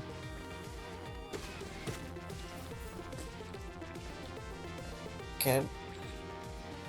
I mean, I guess. You could like stag station at the town and then get to Green Path pretty quick. Wait, no, there's the stag in Green Path. Yeah. I don't know. I don't know why. For some reason, I was just like, oh yeah, Green Path just doesn't have a stag station. It doesn't need it. It's Nah, fine. you- It's a big forest. you were channeling your demon souls in preparation because you have to go from the Nexus to you have to in order to go to another area in Demon Souls, you have to teleport back to the Nexus and then teleport to that area from the Nexus to get there. Does Demon Souls have bonfire checkpoints? Because I played some of that and never found one. Okay, so Demon Souls is the first like the first Souls that FromSoft has ever made. So Right. they have less good stuff in it. There are bonfires. They're like these I think they're like just like sword stones or something. There we go. How it works is that you don't just randomly chance upon a bonfire. Every level has a linear path from start to end, and each area is marked off by a boss fight. And after you beat the boss is when you get a new checkpoint. Oh, you have to. What? Yeah, You have to do the whole thing? Like, to do your corpse run? yeah. So how it usually works is that there is a good substantial amount of shortcuts in some levels, so you don't have to backtrack a lot. But it does require you to find them, and not every level has them, unfortunately. Yeah, I might just play some fucking. I might just play Dark Souls 2 instead. Yeah, the game was the bonfire at every single location. Let's go. I got original Dark Souls 2 on PS3 Ooh, that'd be interesting. because so I hacked our PS3 so we can get like infinite free games, which is why I've been playing so many of them. Like we just have we have a decent collection, but now we have more of a collection. You could totally play Drakengard 3. The game that came out after Yes. Nier, but somehow plays worse than Nier. I hear that the combat's fun if it's not running at like 5 FPS. Yeah. If there's one way that you probably should play Drakengard 3, it's probably via emulation, where you can make the game run better. Yeah, like 100%. Yeah. Someday. Yeah, I mean, like, if you can, like, eventually stomach the frame rate, it probably is still worth playing. There are some interesting story bits in that game, at least from what I played. I still need to, like, actually sit down and play it. I do not think I could stomach the frame rate.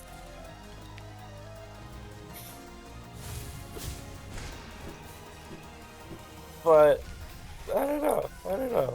Maybe I could be strong if like I played it in front of my partner. And also make sure your TV is a good distance away. Because the thing about low frame rates is that they're very hard to notice if your TV is a good distance away. I kind of found that I feel like the reason like PC players, for example, don't like low frame rate games is because it's really easy to notice how bad 30 FPS looks when you're like 2 feet away from the TV. But if you're like sitting on the couch like a good distance away from the TV, 30 FPS really doesn't feel that bad. That is very true. Yeah, Final Fantasy 13 feels pretty good on PS3, despite the fact that like it does not. I don't think that it's hitting 30 at all times. Yeah, there's definitely a like, I'm pretty sure there are drops. Yeah, in what I've played. Oh no, I need the lantern. Shit, I forgot about that. I totally forgot the lantern is a thing in this game. It is very expensive. It is, yeah. It's like 1,500 Geo or something like that. Something like that, yeah. So like, I think you almost have enough for it, but yeah.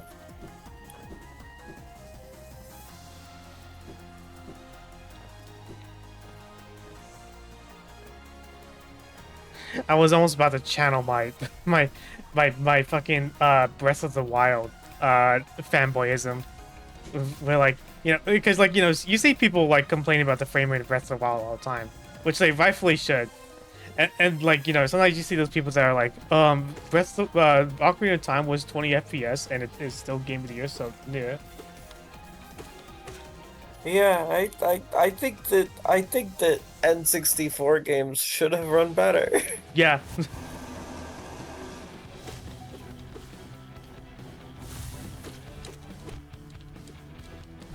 Oh, right, this thing. Yeah.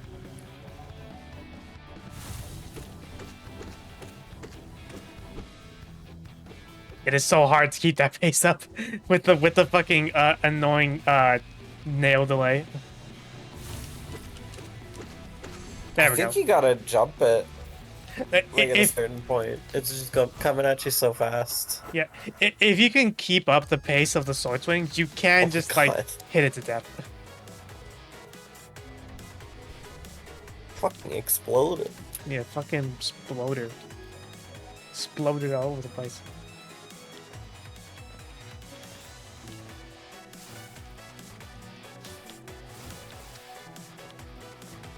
But yeah, I was just thinking that while we were mentioning the terrible frame rate in Dragon Guard 3.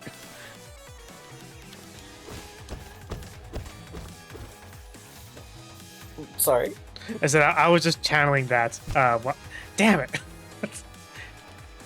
I always fall in this area. God damn. I was channeling that while we were discussing the terrible frame rate in Dragon Guard 3. Channeling what? Like the Breath of the Wild fanboyism with the frame rate. Oh yeah, yeah. It's I mean, the problem is that the frame rate in Dragon Guard 3 is like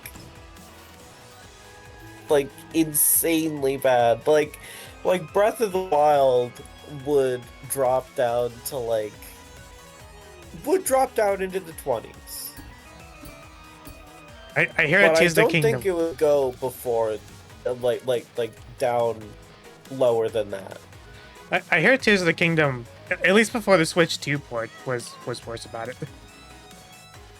That sounds about right. but like Dragon Guard 3 runs like at single digit FPS, like genuinely during combat sections. Like that's really bad for an action game. Which, like, I don't understand how that can happen. Like, they just made Nier, like, previously. Like, they know what fucking hardware they're working with. And it somehow runs worse. Nier's performance is not always stellar. Yeah, but, like, comparatively, it's a lot better than Dragon Guard. Yeah, it's a lot better than Dragon Guard 3, but like yeah, what I don't actually know if it's Caveat that did Dragon Guard 3. I know it was still Yoko Taro and all that. Yeah. Yeah, it was Access Games. Ah. Who did action primarily specialize in action adventure games and combat flight simulators. Wow, that sure is a gap. What other action games have they made? Deadly Premonition. Oh my god, no way! Wait. The Deadly Premonition devs made a Dragon Guard game? Yes. What the? They also made D4. Wait, what's D4? Do you remember fucking D4 Dark Dreams Don't Die? Oh, fuck. Wait. It sounds slightly familiar. I'm trying to remember. Dark Dreams Don't Die. It was it's a sweary game. It's a like, from what I understand, I think it's like a point and clicky kind of game. It was released, I think it was like a launch title on this the game. Xbox One. This fucking game. I remember Something this game. like that.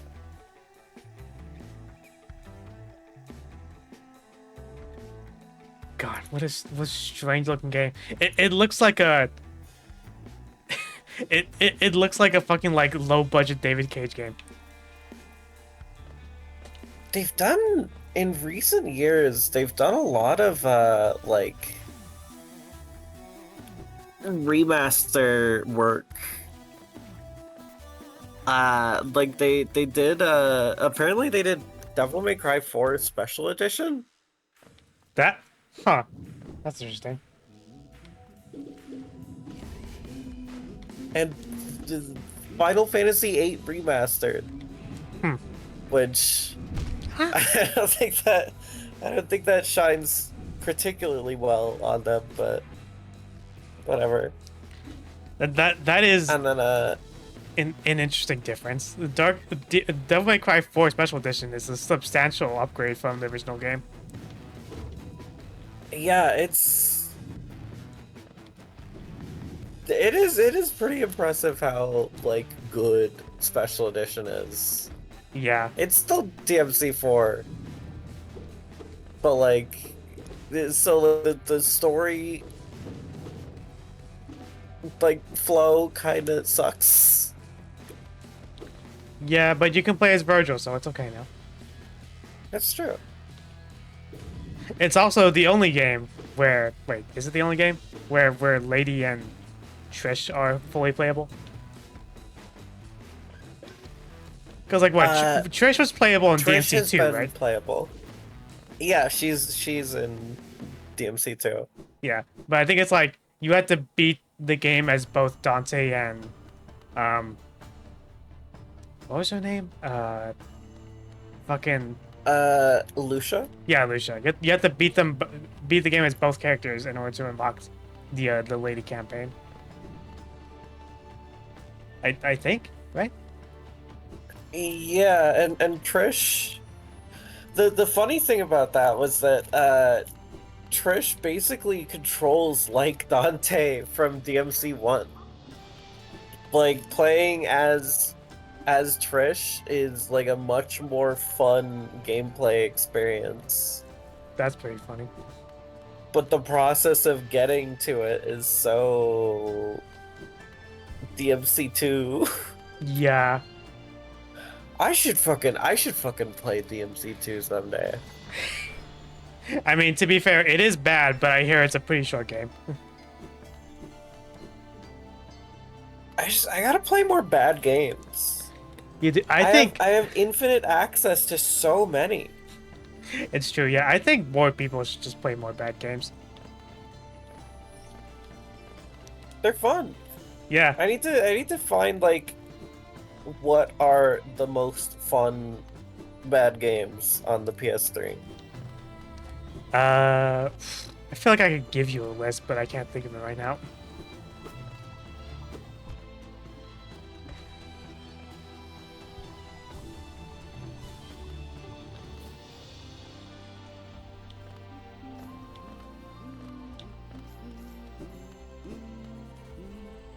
I have like thousands of Geo. I can just buy anything right now.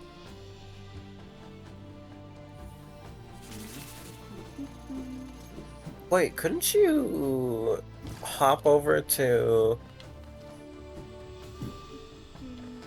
oh my god, what's the town? I forgot the town, but you want me to buy the lamp, huh?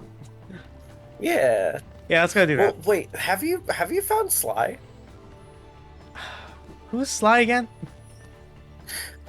He's the guy who opens up a shop once you find him in the like crossroads. Oh, wait, yeah, I did, yeah. Okay.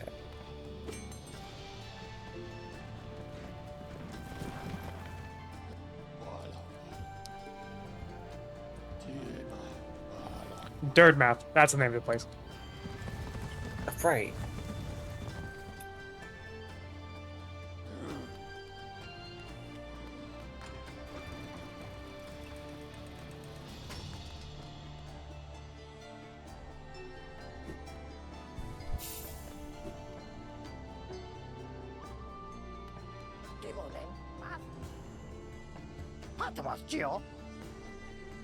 It's 1800. Whew. But I can't get the Gathering Swarm. That is pretty good. That'll help you close the gap. It will, but it will take a bit longer to get the lantern. Yeah, it's fine. Wait, hold on a second. What was one of the charms?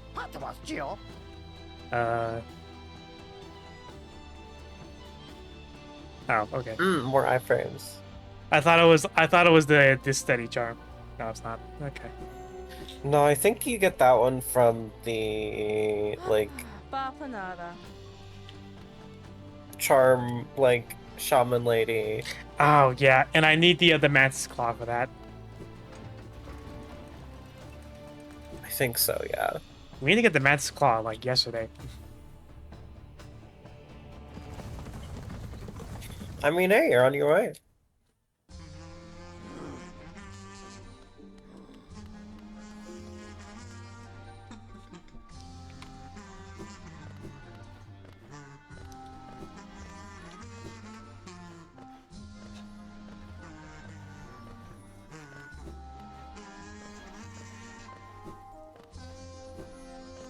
Do you really think that Silksong is gonna like just push aside Expedition 33 for Game of the Year? I wonder. I mean, I have pretty high expectations. I guess it's hard for me to say because I haven't actually played Expedition 33. A lot of people are seeing to point to it as the Game of the Year, at least before Silksong. At least before they revealed Silksong's gonna come out this year. I've been hearing a lot of like recently. I've been hearing people call out Donkey Kong Bonanza for Game of the Year. Admittedly, I haven't Which is played kind it. of wild to hear. Admittedly, I haven't played it, But I don't know if I would support that as game of the year. But like, again, I still haven't played it. And not like It I does can't. seem like pretty fucking good. Yeah. Admittedly, it's not like I can't play. I don't have a Switch 2. Yeah. Me neither, unfortunately. I already spent my big expenses getting a new GPU. I'm not gonna spend almost that amount on a Switch 2. Yeah, there's stuff that my partner and I want it for, but not yet. Yeah. One of the biggest ones is Pokemon Scarlet and Violet at 60 FPS solid And also just like looking better. and looking better. Well, it was already like a good looking game. It just like ran like fucking shit. Oh, I think a lot of people would disagree about it looking good. I Okay, I think the graphics fidelity it's high fidelity. The pop-in situation is fucking dire. In Switch 1 Scarvi. Oh yeah. Like between like normal pop-in, like objects disappearing within like while you can see them, like that's happening a lot, but also there's a lot of low frame rate NPCs that, like, you know, in a lot of games that would happen like pretty far in the background maybe, and in Scarlet and Violet it just happens like right there, like front and center, like fairly often. And yeah, that's just not a problem on Switch 2. It's crazy. Huh.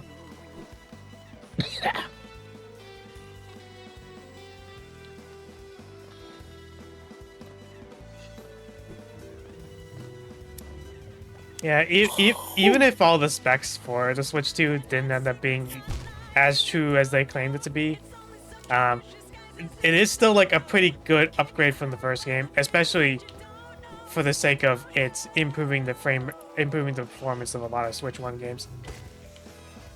Yeah, I mean, it makes fucking Hyrule Warriors Age of Calamity into like a real game. That game just runs at 60 on Switch 2. Finally, Zelda players can finally play Hyrule Warriors Age of Calamity 5 years later. Or when did that game come out? I do not remember. I want to say 2019, but I could be wrong.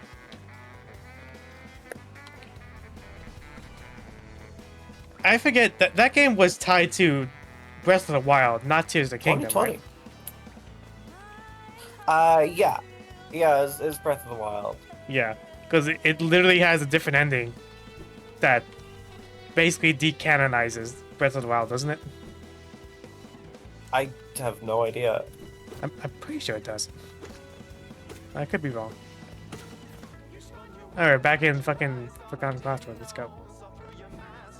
Though I have loosely heard that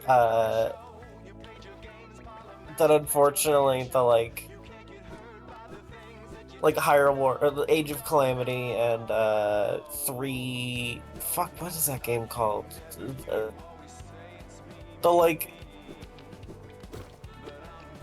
Fire Emblem Warriors Three Houses sequel. Three Hopes, I think. Those games are just like not like there's semi sequels and then they are not canon. because That's they're not confident enough in them to like actually be sequels. Which I think is kind of a bummer. yeah. Persona 5 Strikers, they were brave enough. Is that just straight up linked to Persona 5? Yeah, Interesting. it's canon to other Persona 5 spin-offs. That's pretty fun. Uh, yeah, there's so much Persona 5. The thing about Persona spin-offs is that every Persona spin-off is canon. Really? Yes. Without exception. It's like I imagine like they're probably canon to the re-releases, like because like there's fucking like it's probably like connected to Persona 5 Royal instead of just Persona 5.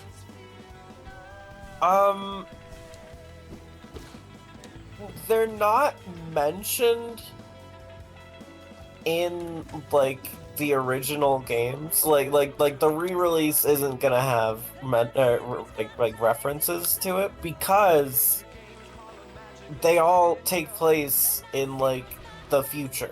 Well, like after like they're sequels basically. Oh, I see. Persona 4 Arena is like what happens like directly after Persona 4, I think. Oh, I see. Okay. Oh, And then they fought at some point again for Ultimax because Ultimax has a different story. Jesus. And also they danced in Dancing All Night.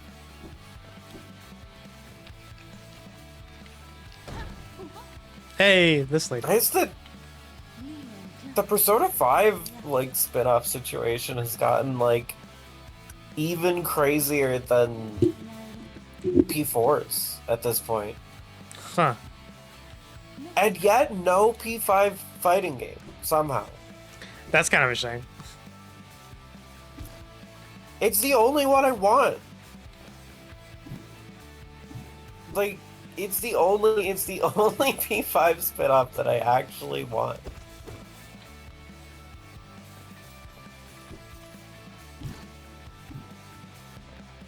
But oh well. Speaking of I hope P6 might be good. hopefully, yeah. Hopefully it'll do the thing that we kind of wanted to do and take place in the college. That'd be sick. And also Fem Protec. That'd be sick. Yeah. Game of the year.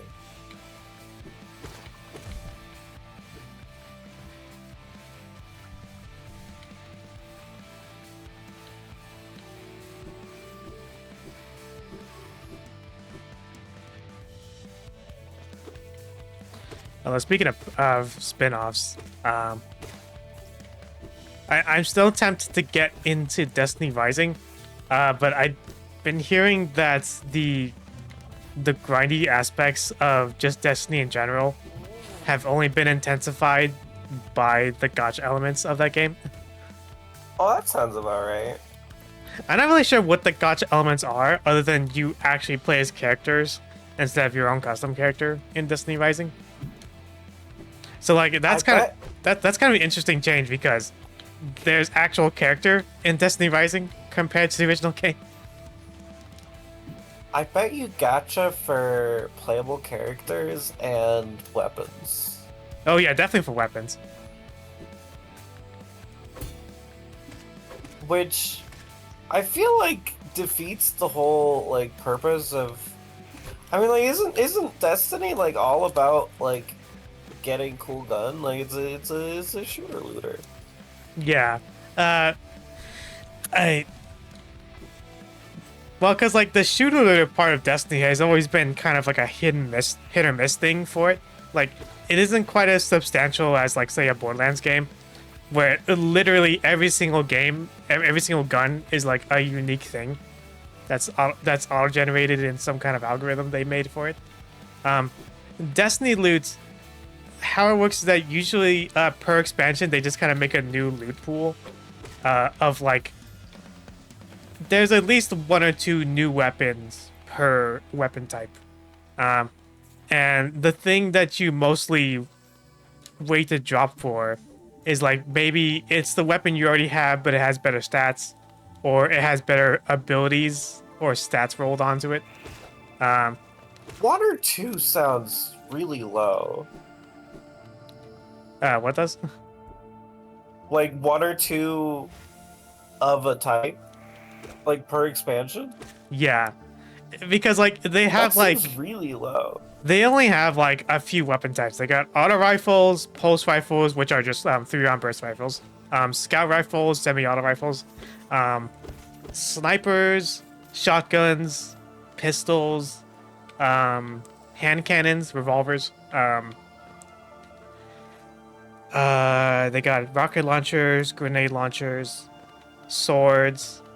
Um,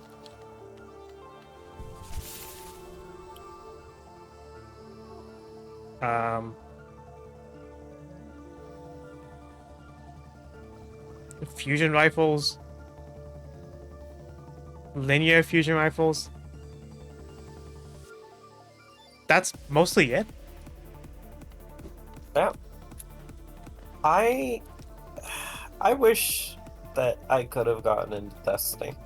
I'm kind of glad you didn't. It would have been it would have been a waste of money for you. Yeah, that's true. I only feel lucky that Like- the few times I got into Destiny was when they were on sale. Like I was never the player who bought each expansion as they came out. I would always buy them in bundles, basically. Right? Dashmaster. Oh my god, I still don't have Dawn Trail in FF14. I mean, I haven't finished Endwalker, I still haven't breached so I don't need to Stormblood. buy it. Damn. I wanna get back into FF14 at some point. I do too. It's just It's in unfortunately. kind of a weird place right now. Is it? Yeah, people are like the fan base is there's vocal sections of the fan base who are unhappy for various reasons. Is there currently Uh, not a lot of content in Dawn Trail? Yeah, that's kind of what's going on. Not a ton of content. The content that is there is like there's pretty serious difficulty problems, like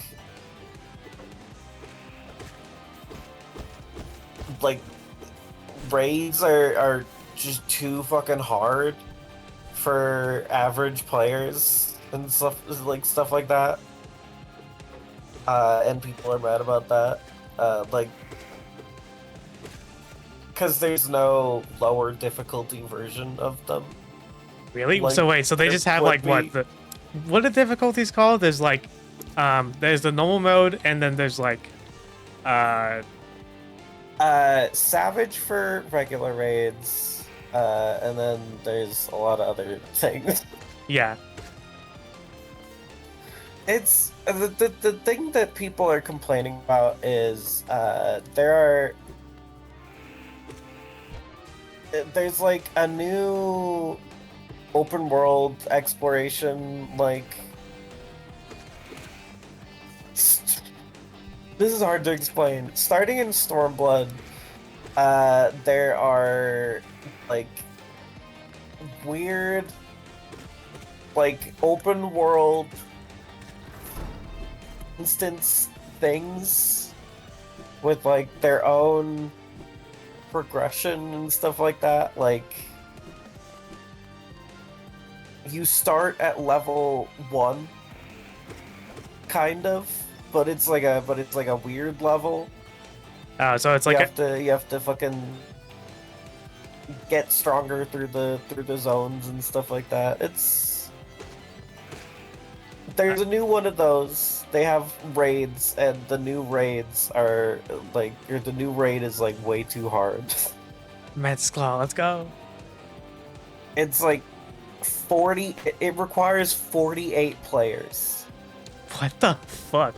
and is like difficult. Like people fucking up can ruin the whole thing. Jesus. It's always kind of strange because I always got the impression that raids are just like something you just casually do in FF14, and if you wanted to, you can do like the typically hard raids through like difficulty modifiers. There is a lot of incredibly difficult raiding content in FF14. Right. Uh, yeah, you can get the like story. You can basically like cruise through the stories of the raid series on normal, while like just queuing with randoms usually. I mean, if you can get randoms, like if you're doing old raids. Oh yeah, because it's already annoying enough to try to queue up for dungeons. Like say if you're a fucking a DPS player, you're basically required to play as a healer in order to get any matches. But like dungeons are even raids are even worse about that, from what I remember. Yeah, it's it's, I mean, it's an interesting situation of like, I mean, like I've never been an up-to-date player. Because if you are queuing for up-to-date content, your pops are actually really fast. Right. Like you are getting into raids like super quickly. You're because like everyone's doing the new stuff, it feels like, and yeah, I've just never been there. It must feel so different, I guess. Yeah.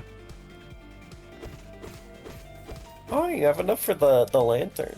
I do, yeah, but I gotta fight the Mantis Lords first. I think you got it. Oh yeah, I can do Mantis Lords easy. I think I literally fought like the harder version in the Guard Home content. If I remember correctly, anyways. That one's like much harder than this one. Right. Because at worst, in this fight, you fight two of them at the same time. In the God Home version, you fight all three. Oof. Whoa, that was It's been close. so long since I've seen any of the God Home content. Like, but it has to have been like since 2018, like since I did it myself. Is that when it came out? I forget. Uh,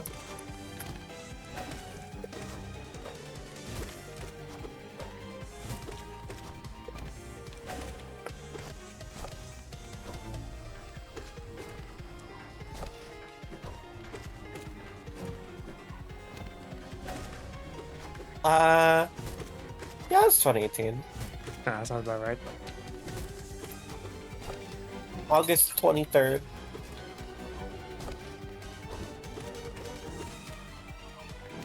Wow, these came out fucking fast. There we go, there's one. Now to fight two of them.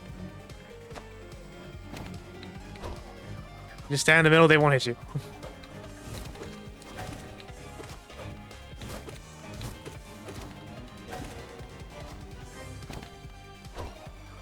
This one you gotta jump over.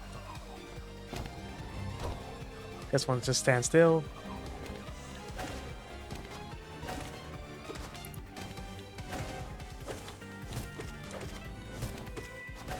It feels very good to nail this fight. Yeah. I wasn't able to first try it, but it didn't take too long, and I am pretty proud of that.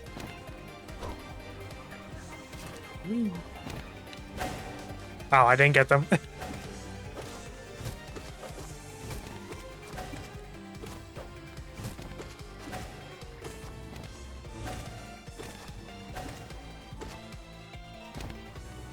Come on, man.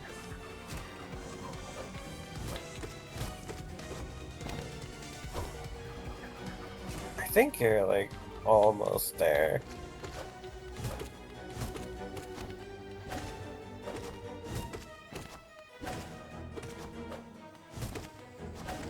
There's one. Nice. And it's free from here. Yeah, basically.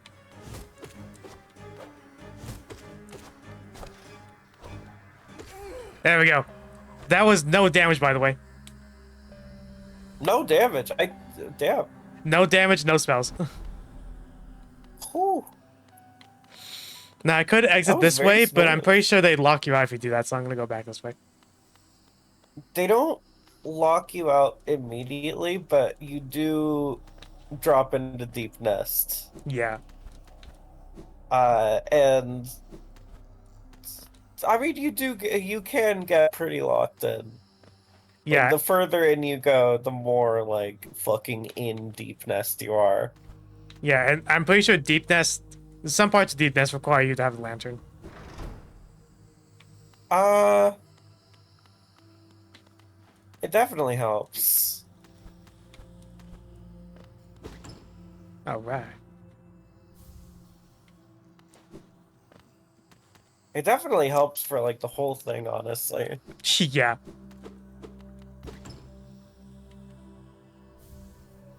Ooh, Mark of Pride. That's a good one. Oh yeah, that's what I was talking about. Better long nail. I will definitely give up Soul just to have this. Oh, yeah. That's Yeah, so it's much better. fucking huge. Yeah, it is. Also, you can combine it and long nail to make an even bigger nail. Yeah, it's crazy. That was that was the build that I was rocking for a bit. I I was able to fucking snipe enemies through platforms like routinely.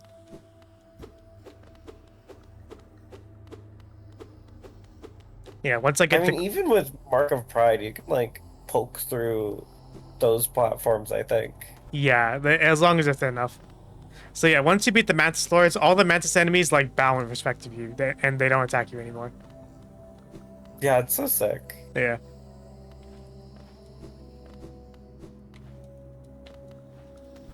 And now that we have the Mantis Cloud, we can actually go to that big lady and get some good charms from her. I think she sells the I quick forgot nail, what you but were I talking forget. about for a sec. I believe she does. I mean, all you said was big lady.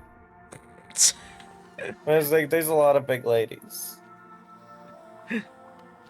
True, but she's big in a special way. In the way that matters. There's multiple there's multiple characters like that in this game. Look, she's special to me because she's fat, okay? Yeah, there's multiple characters who are fat. Yeah, but like, Hollow Knight's goated. well, wait, are there multiple fat ladies? Yeah. Like, who else? I'm trying to remember. There's the girl who has like a crush on Zote. Oh yeah. Huh? Oh, that's my favorite. That's my. Sorry, I got too excited about this. That's my favorite thing about the Zote's dream fights. Every time, like she like is like crushing hard on the Zote on Zote, but if you manage to beat Zote, she like slowly, substantially gets less interested in him. And I think like doesn't it like increment something? Like it increments like a number every time you like lose the fight? I know like there's an increment when you win the fight. Whenever the fight starts, there's like the boss name gets bigger and bigger. Yeah, I think that's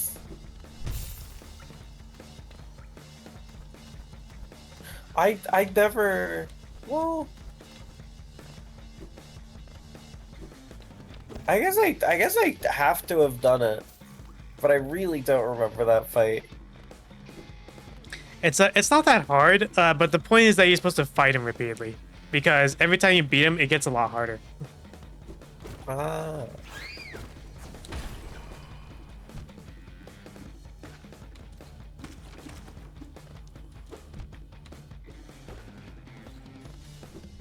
Okay, yeah, I think I remember that.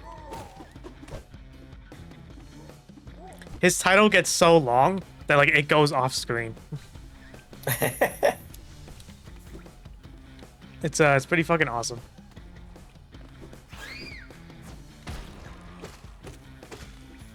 There's so many enemies in this game that explode. Yeah. Like a truly absurd amount.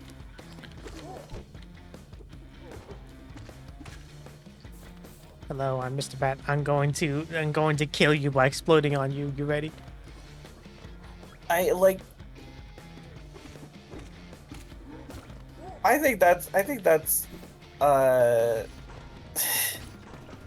I want to call it a minor flaw. There's too many guys who explode.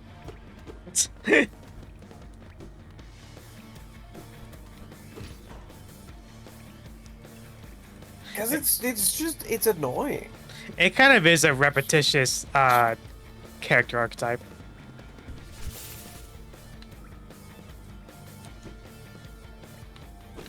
I think it's, yeah, it's cool, but it's fucking obnoxious to deal with all the time. Yeah, especially when explosions deal double damage, so it kind of feels cheap in a particularly annoying way. Yeah, it sucks to lose your Geo to a random fucking explosion. Ooh, we can also upgrade the nail. Ooh.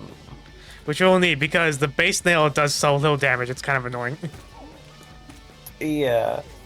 After we upgraded, like, the flying enemy should, like, take one hit to kill. I believe so.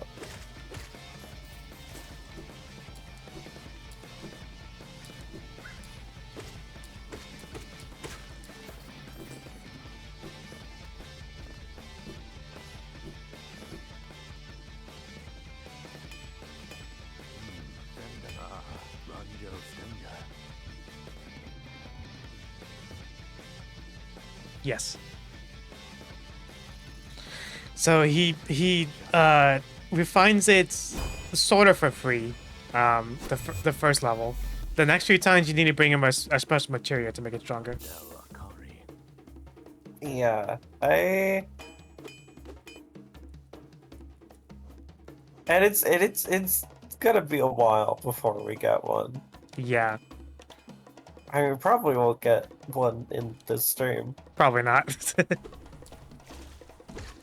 There we go. See? Dies in one hit. So yeah, I want to note that we also beat the Mantis Lords without a nail upgrade. Well, I think I already said that, but I want to emphasize it. Took so many hits to kill one of those guys. I guess you don't have to do Mantis Lords then. Yeah, because you can go here before you go to the man. You can do a lot of things before you go to the Mantis Lords, actually. I always fight the Mantis Lords as soon as I can because it's like a really fun fight and I just want to do it. Yeah. I think it's also my brain. I kind of associate the Mantis Lords with the Mantis Claw, and kind of think you have to do the fight to get the item. But the Mantis Claw is in an area before the Mantis Lords. Yeah, you could just leave. Yeah. Whoa, cutscene.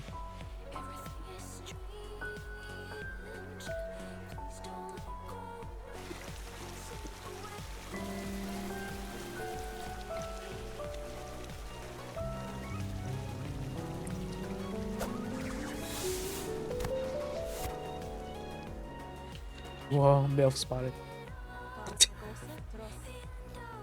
I don't think so. Okay, like in some art, she kind of gives off that vibe. I think that's definitely projection by the fandom. Yeah, I think because they don't want to admit that they're siblings. Yeah, but all well,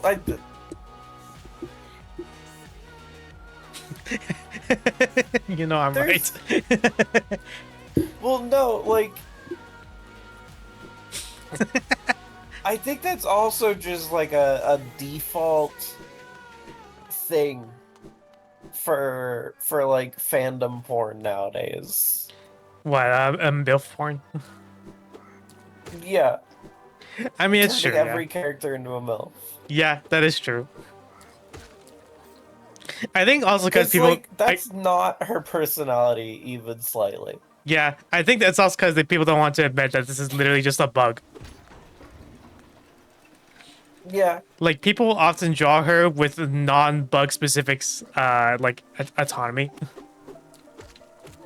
I think that the thing that is funniest that people do is they'll pair Hornet with same size human male, Yeah, and it's like I I don't think things work that way. yeah. You have to remember their weapons are literally nails. These characters are tiny. This is some red wall shit. Yeah. Your son, Gian. Velmi Ardred. You can get some good dough from this guy. Oh my god, you have so much money. I do, yeah. You gotta fucking get to the station. I'm trying to find it. I forget where it is in the City of Tears. I believe it is up from here. Okay. Like you're definitely close.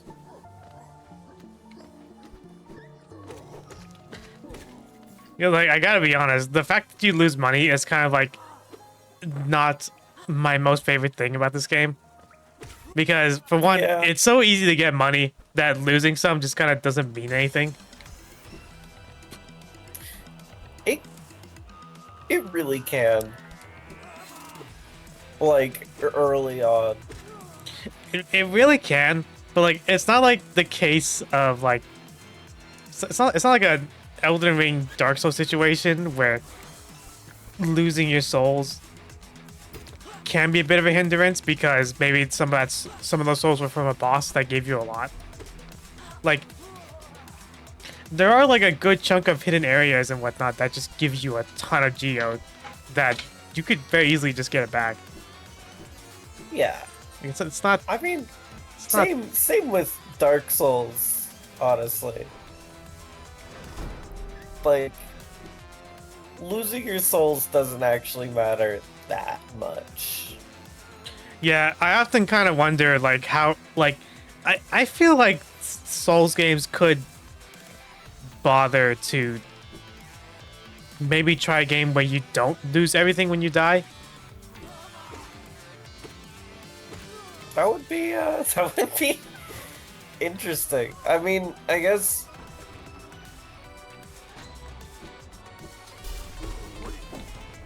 Armored Core 6 is the closest thing that we have to that. Yeah, 'Cause it gets kind of like a tiny bit soulsy with Armored Core. yeah, and like arguably even Sekiro kind of does that with like, you know, you lose like all the gold you have, but like, who the fuck cares about that? To be honest. And then there's like, I mean, but also the like world rot or whatever the fuck it's called, dragon rot. That shit sucks.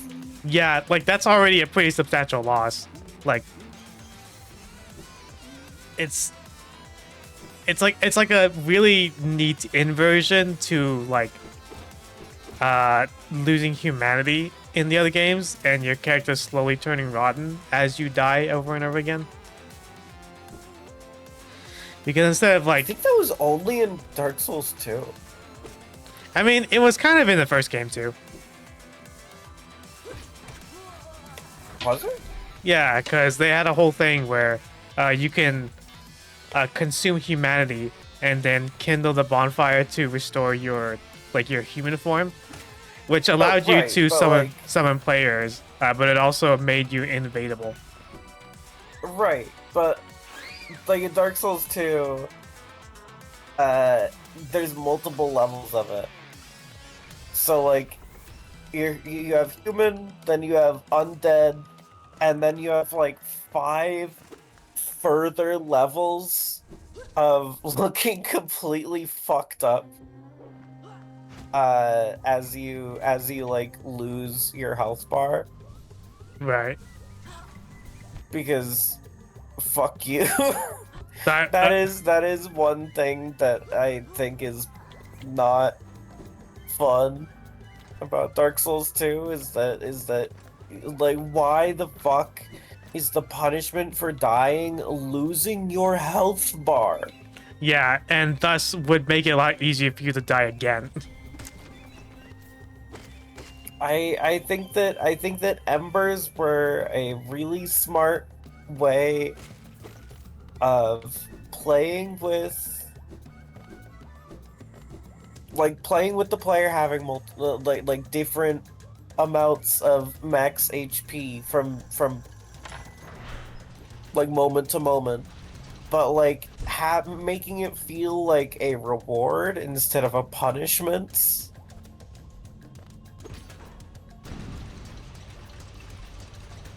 Oh yeah, I think this takes you straight to the fucking crossroads. Yeah, this is also like something that would block you off if you didn't activate it. Like that elevator's closed, you can't cross it. Yeah, it's really fucking annoying. I think there's treats down in that spike hole. Oh no, there's just bugs. I like how But you there's describe it as probably- treats. It's probably treats like Geo and other such. It's very dog brained. I'm normal. See, Oh, yeah. look, it's a treat.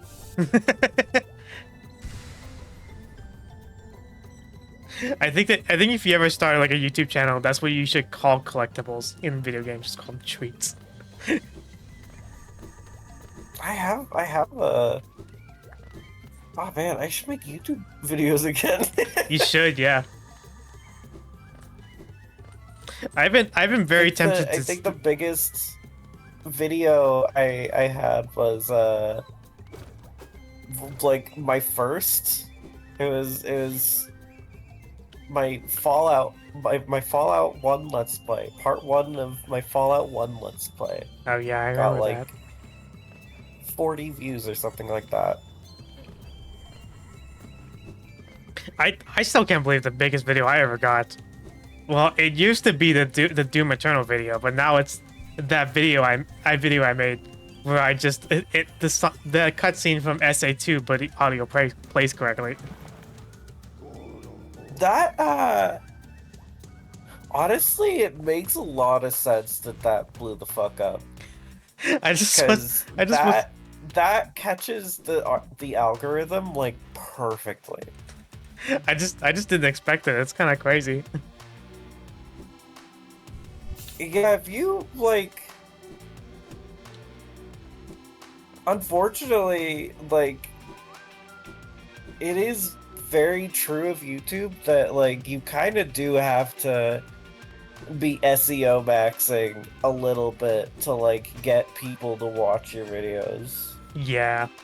Like, you have to have, like, a really fucking good title and, like, a really fucking good thumbnail and a really good intro. Like, you gotta fucking hook people. And just like good timing in general.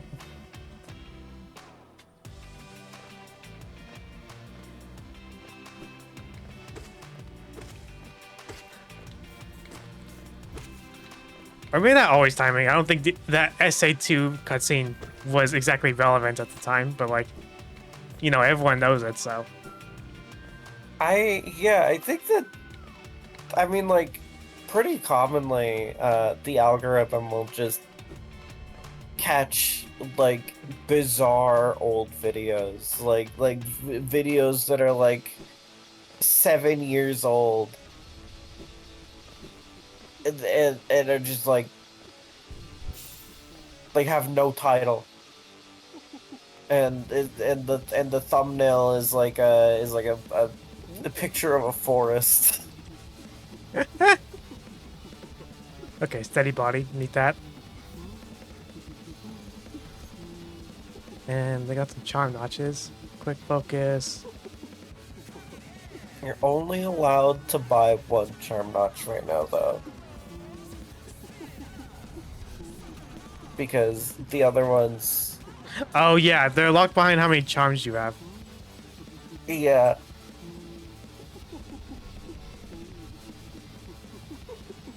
That's why that's actually getting through like a speedy playthrough may be tough.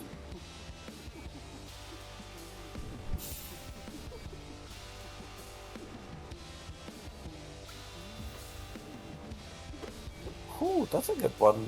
I mean, I guess it makes a lot of sense to be a one pip. I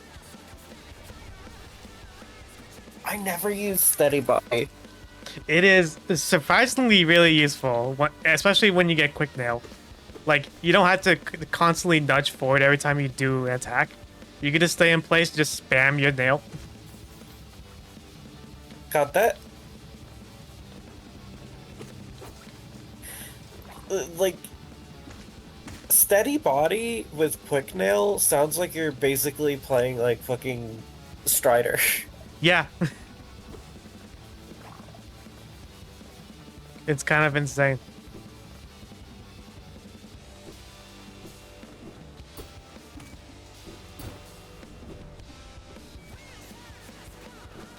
Alright, now we gotta go back to the fucking city.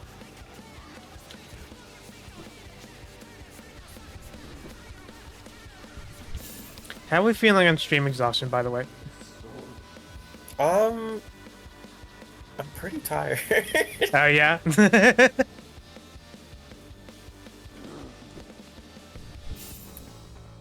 Well, then, maybe we can stream by now, then.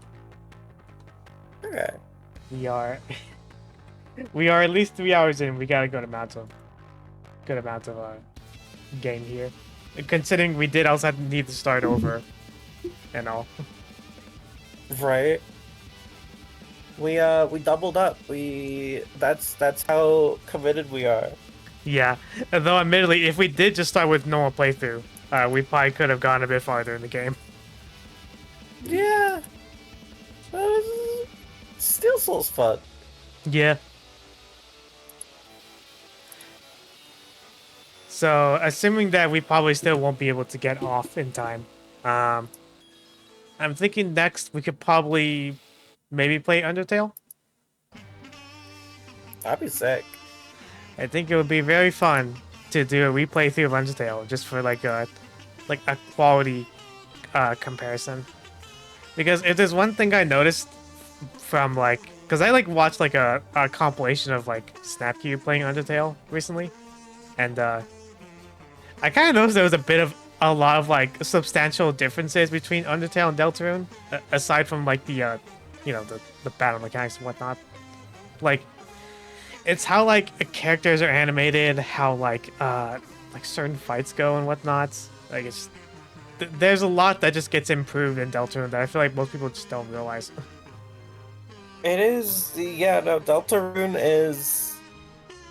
I mean, like, that's part of why I say that at the point that it's at now, in Chapter 4, Deltarune is a better game than Undertale, because it's not a finished game yet, but, like, the quality of what is there is so absurdly high already that it's there. Yeah, it's also just the fact that there's just arguably more game in Deltarune than Undertale, and it's not even finished yet. Not arguably. There's like it's a long ass game. Yeah, well, like I even felt that when we were playing Chapter 2, because like the entirety of Chapter 2 took us longer than an average playthrough of Undertale. Yeah, it's like 8 hours or something. Yeah, which It was free. yeah, holy fuck.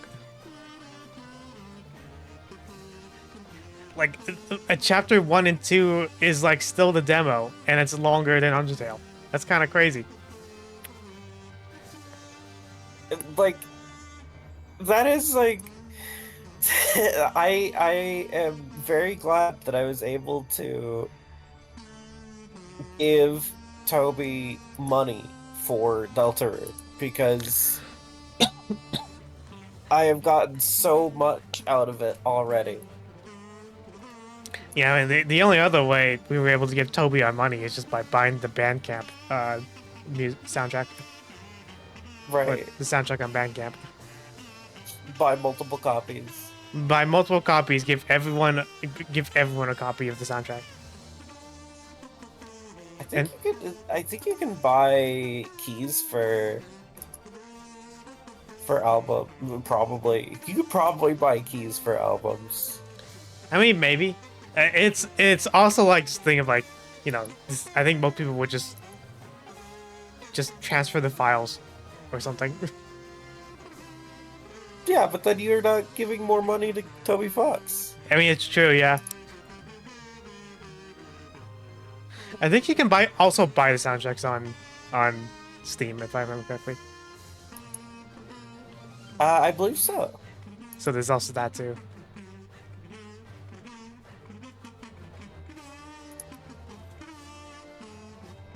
So yeah, I did say we were gonna play Vernal Edge, but I kind of also do want to do Undertale because I think like just a casual like reading stream would be kind of fun. Yeah, I would quite enjoy voicing those characters. Yeah, like I know there's a few like reading streams that I got lined up. Like we got fucking well, what's he right now?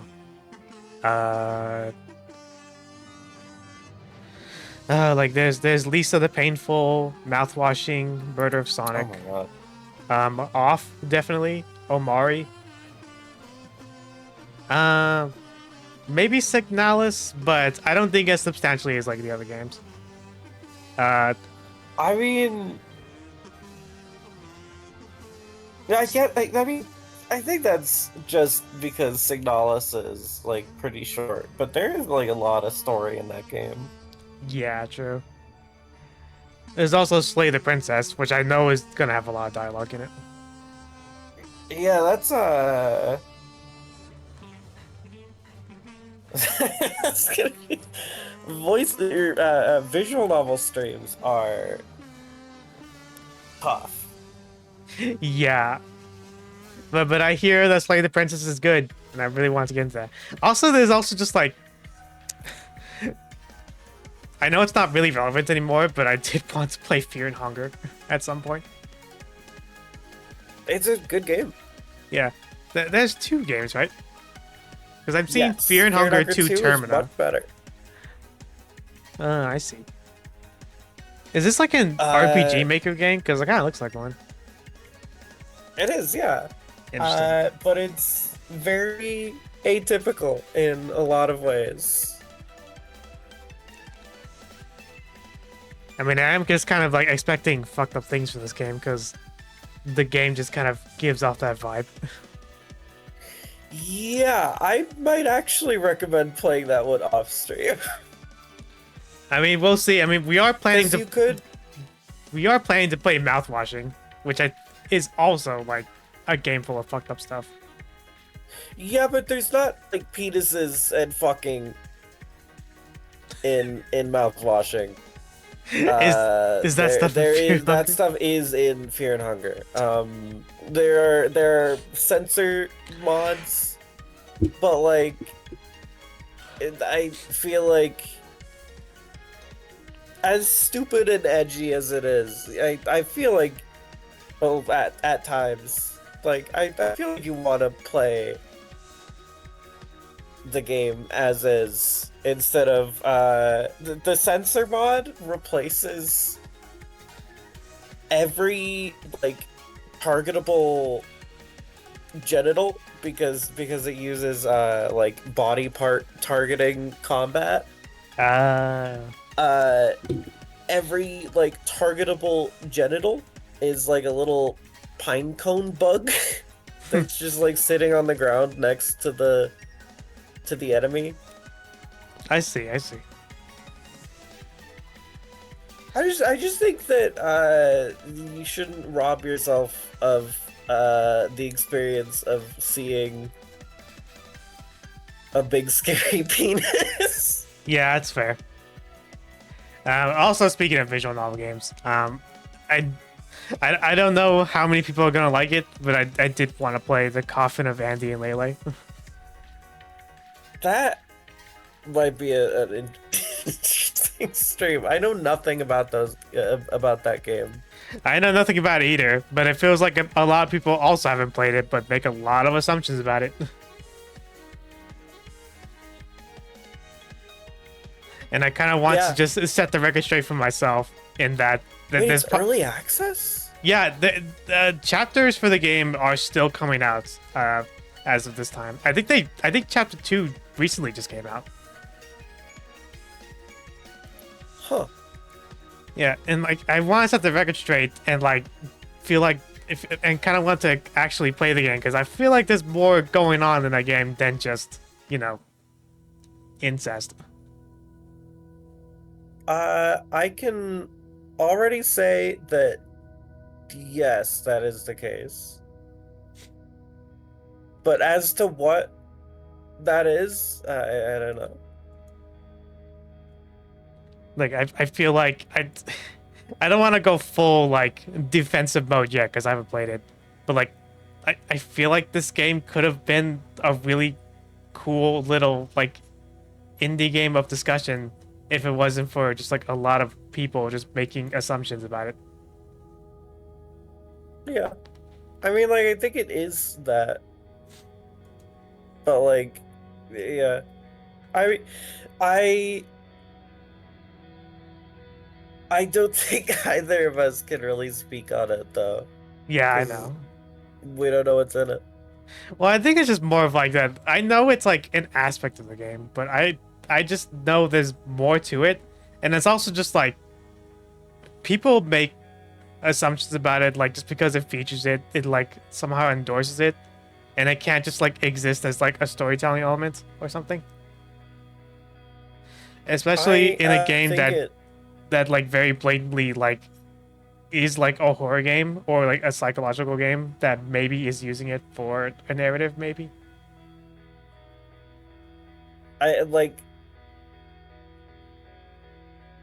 They're cannibals. Yeah, like that's another aspect. I feel like a lot of people Like, whenever the game gets brought up, that aspect just like never gets mentioned, and I feel like that's a more fucked up thing to bring up. You know? yeah. Anyway. Yeah, we'll get off this topic now.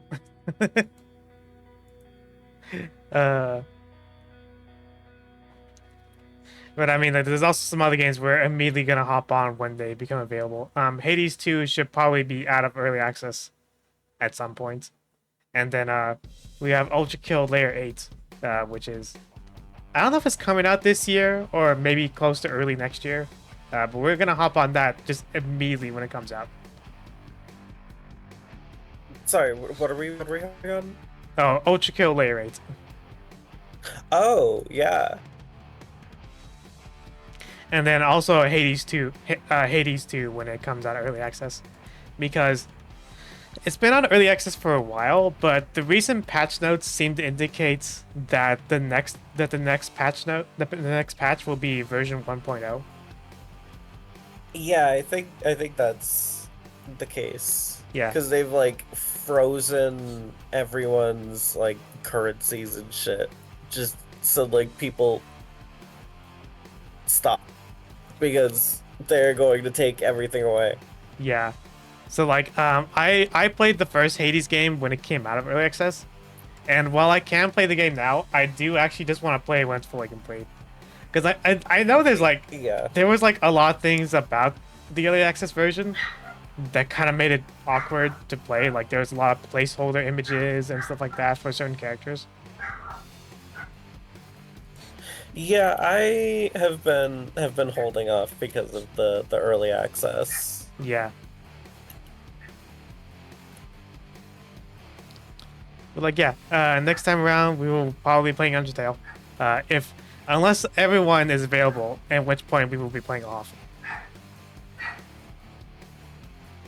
I don't know which one I'm more excited for, honestly. I mean, I at least know everything about Undertale, so it'll just be like a fun retrospective play. But I know nothing about Off, so that'll be a mystery and a half for me. You know nothing about Off? No, I think whenever I switched a video on for that, like a video about that game on, I kind of just like, gazed past it, or like just like passively absorbed it, but never really absorbed it, if that makes sense. You're in for a pretty fucking good ride. Hell yeah. I'm excited. Well, yeah, that'll be on the stream. Thank you everyone for watching. We'll see y'all next time. Farewell.